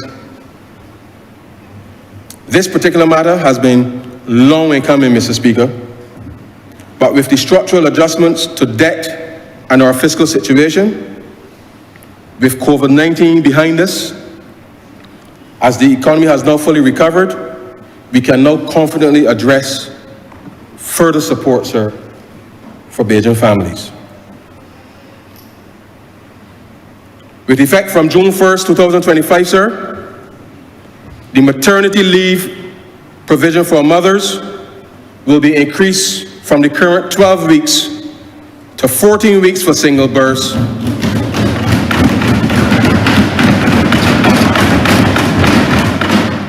and to 17 weeks for multiple births, sir.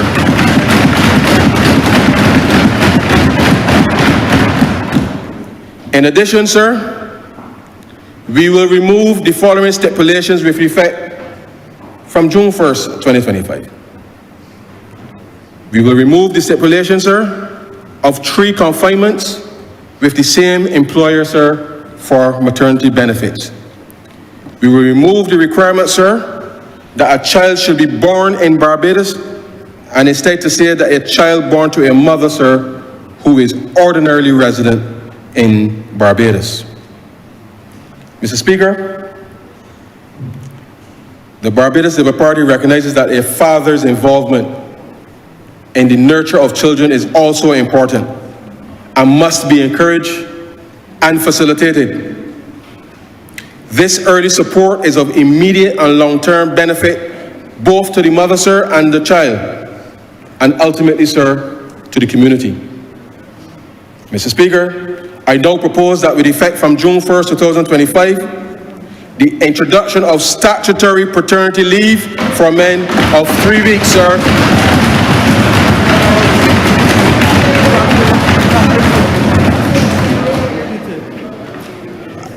For the avoidance of doubt, sir, I propose that with effect from June 1st, 2025, the introduction of statutory paternity leave of 3 weeks for men.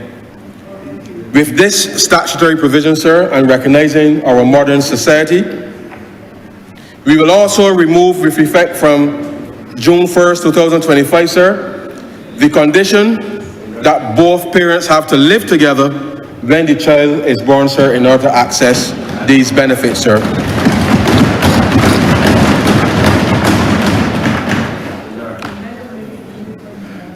I hope, sir, that the Honourable Prime Minister will allow me those benefits.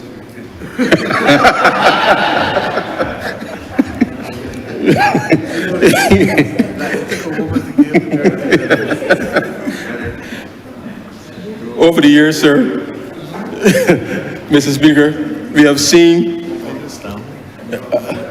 a significant improvement in the delivery of healthcare services in Barbados, to the point where maternal mortality ratio is almost 0, sir. However, sir, there are those rare cases where a mother is not always available, sir, to attend to the needs of a newborn child. In these instances, sir, the primary caregiver might be the father, sir, or it might usually be a grandparent, in order to ensure, sir, that the newborn still receives the financial benefit as intended, sir.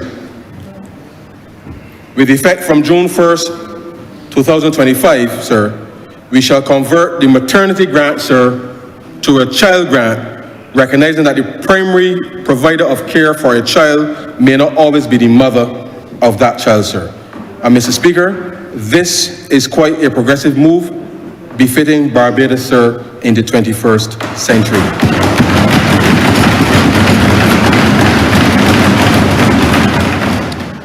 Mr. Speaker, the government has designed these measures with a clear understanding as to how Barbadian society works and our complex family structures, as well as the fundamental role of the family, sir, in the development of communities and the stability and progress of the nation.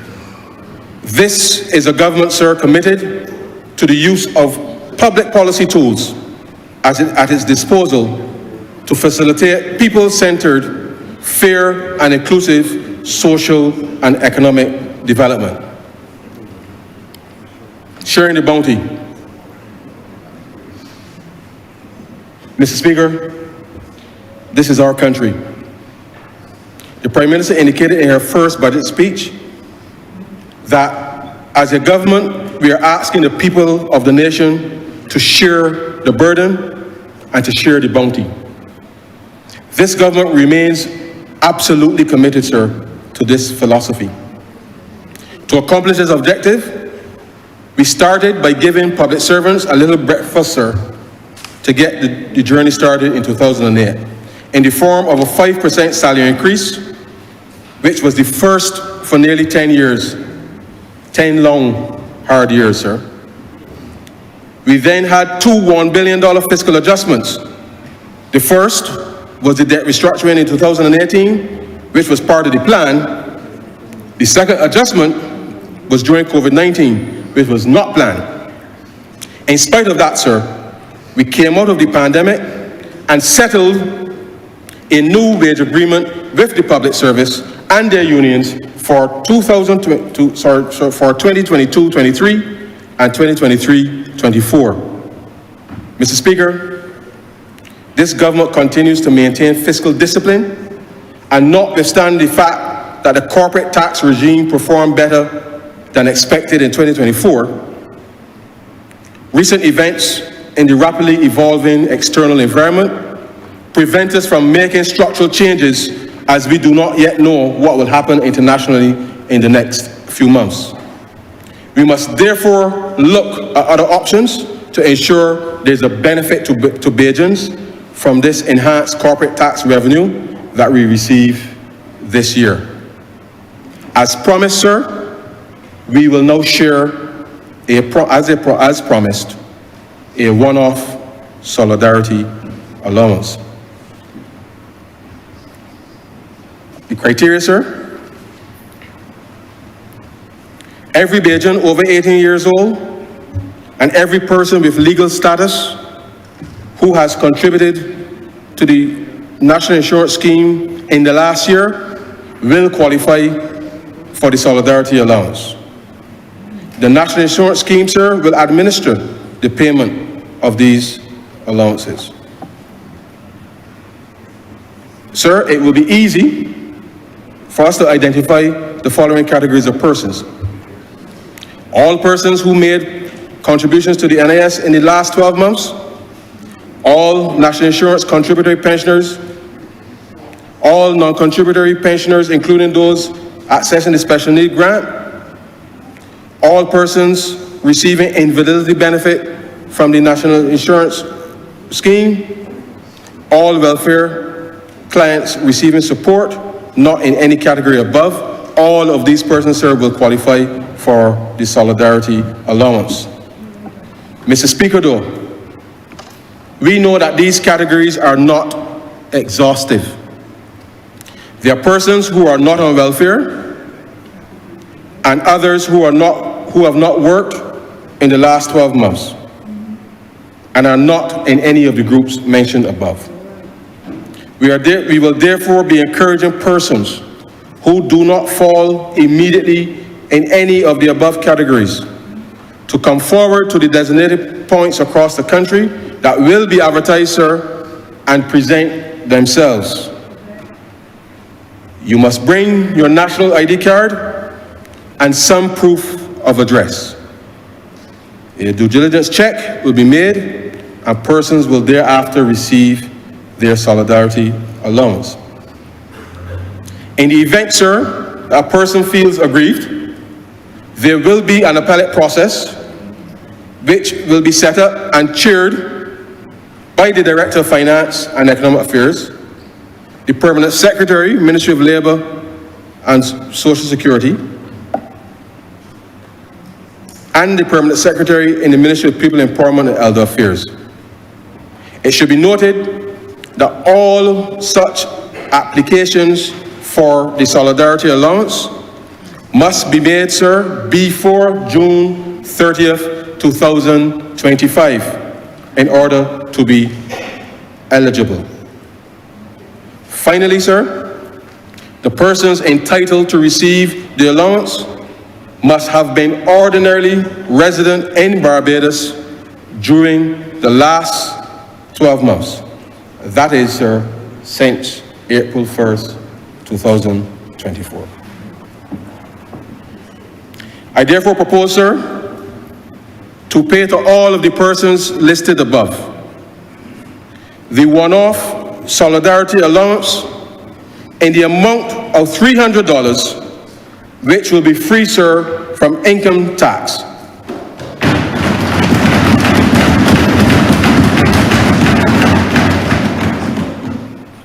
In short, sir, every Bajan over 18 years old and every person with legal status contributing to the National Insurance Scheme will be entitled to benefit from the Solidarity Allowance once they meet the requirements stated above. This, Mr. Speaker, is a government keeping faith with the people and honoring its commitment and word to share the burden and share the bounty. You can take that to the bank, sir.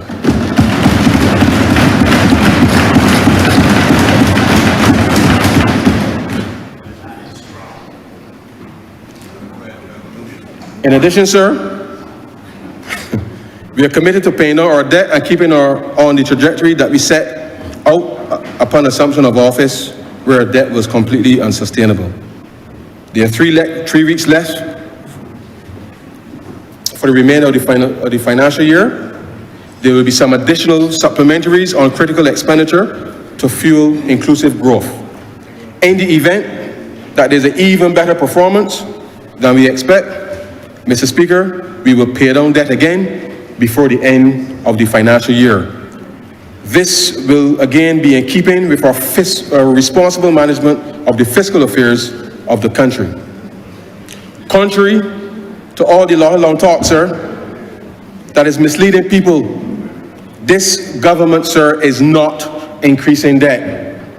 It has been consistently lowering the debt, and barring anything unforeseen this year, we look forward, sir, to reducing our debt to GDP ratio from 3 figures, sir, to double digits.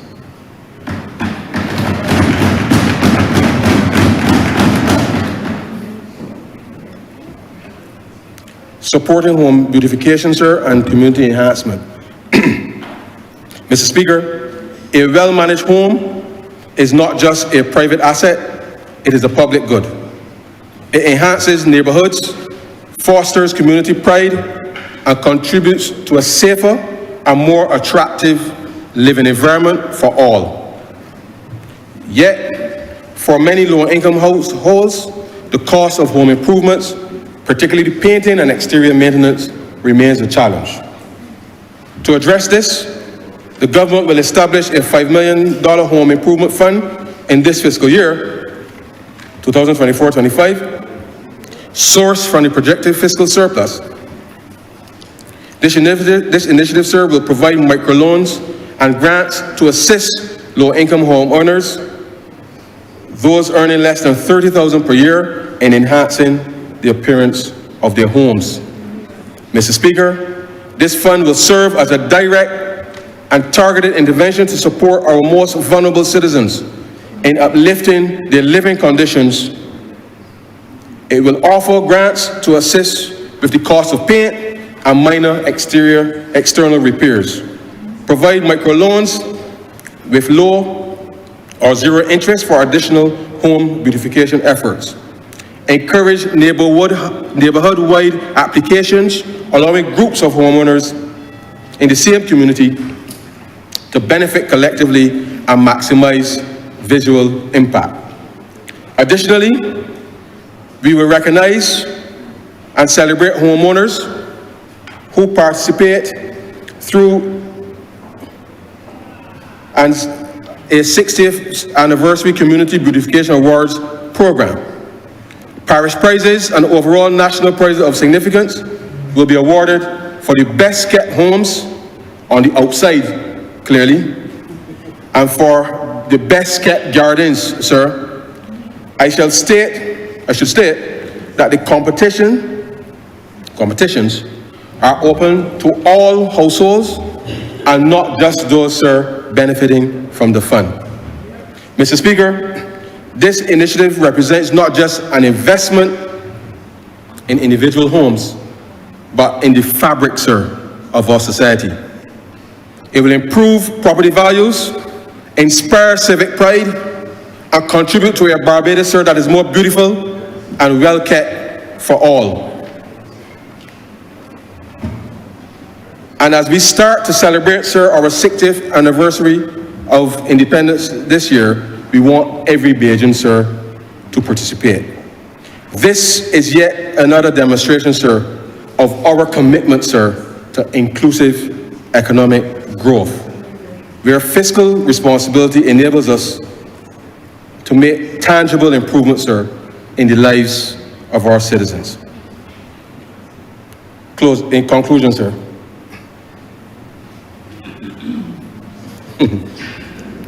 Mr. Speaker, these budgetary proposals and financial statement 2025 are a roadmap for sustained efforts to protect and empower our people, to build a stronger social fabric, to care for the vulnerable, to lift people out of poverty, and to strengthen our middle class, while constructing a strong, sustainable, resilient economy in which our labor force is innovative and productive.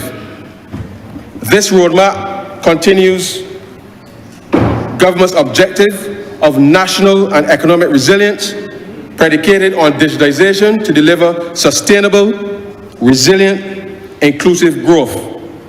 It also empowers ordinary Barbadians and those who choose to live here, thereby improving, again, the social fabric and general cohesion of the society. I therefore call on all Barbadians to contribute to the national economic transformation, aided by strategic investments, prudent financial management, and the unwavering commitment to our people. This government will continue to secure a brighter, more prosperous future for all.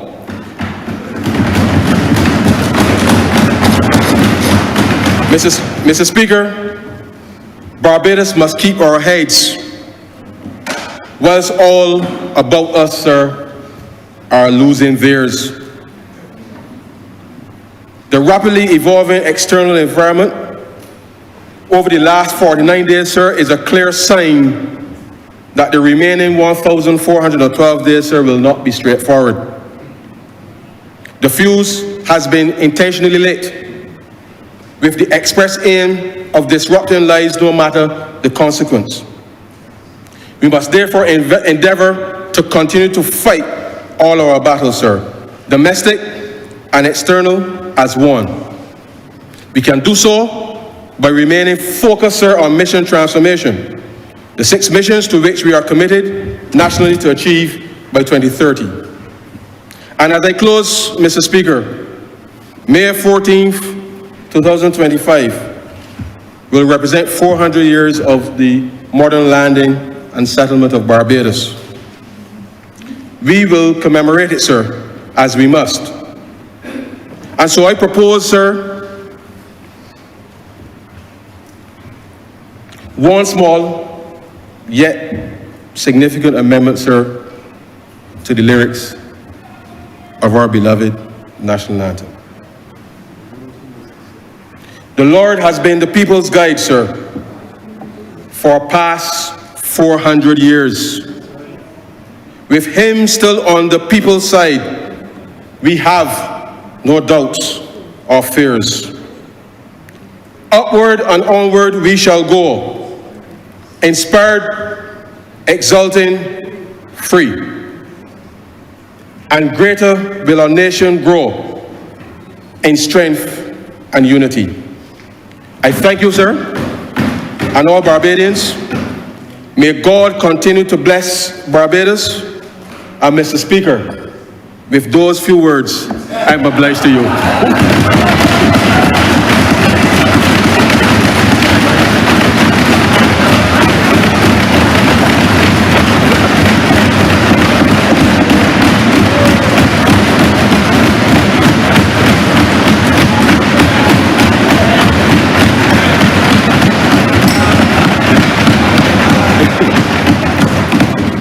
Mr. Speaker, I beg to move that this Appropriation Bill 2025 be read a second time.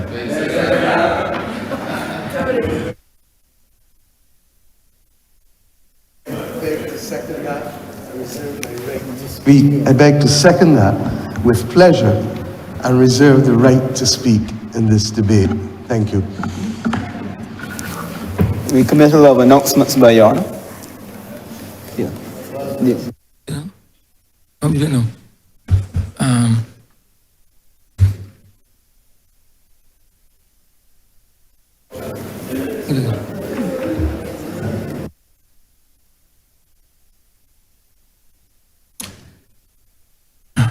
Last night I learned of the death of Mr. Ricky Marshall, the brother of the Honorable Member for St. Joseph, Mr. Dale Marshall, the Attorney General. I want on behalf of my wife, my family, and I, all the members of this Honorable Chamber and the other chamber, the clerks of Parliament and the deputy clerks, and the entire staff of Parliament, and the constituents of St. Michael Central, to convey my deepest condolences to my trusted friend, the Honorable Dale Marshall, and for us to hold him in our prayers. Could we stand for 1 minute silence, please?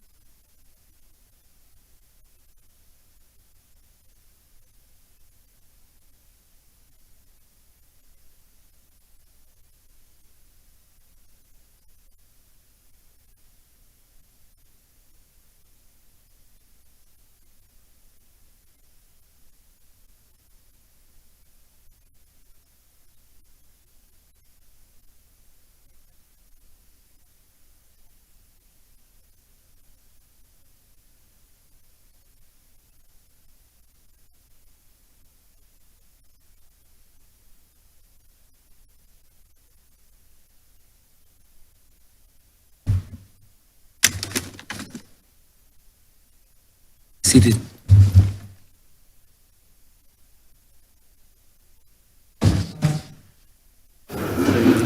Honorable Leader Government Business. Revert to government business. Honorable Leader Government Business. Thank you, Mr. Speaker. I beg to move the suspension of the sitting until tomorrow, the 11th of March at 10 a.m. Sorry, 3 p.m. 3 p.m. in the afternoon. The question is that this Honorable Chamber be suspended until Tuesday, the 11th day of March 2025 at 3 p.m. All of our members in favor, please say aye. Those against, please say no. Me think the ayes have it. This Honorable Chamber stands suspended until Tuesday, 11th day of March 2025 at 3 p.m.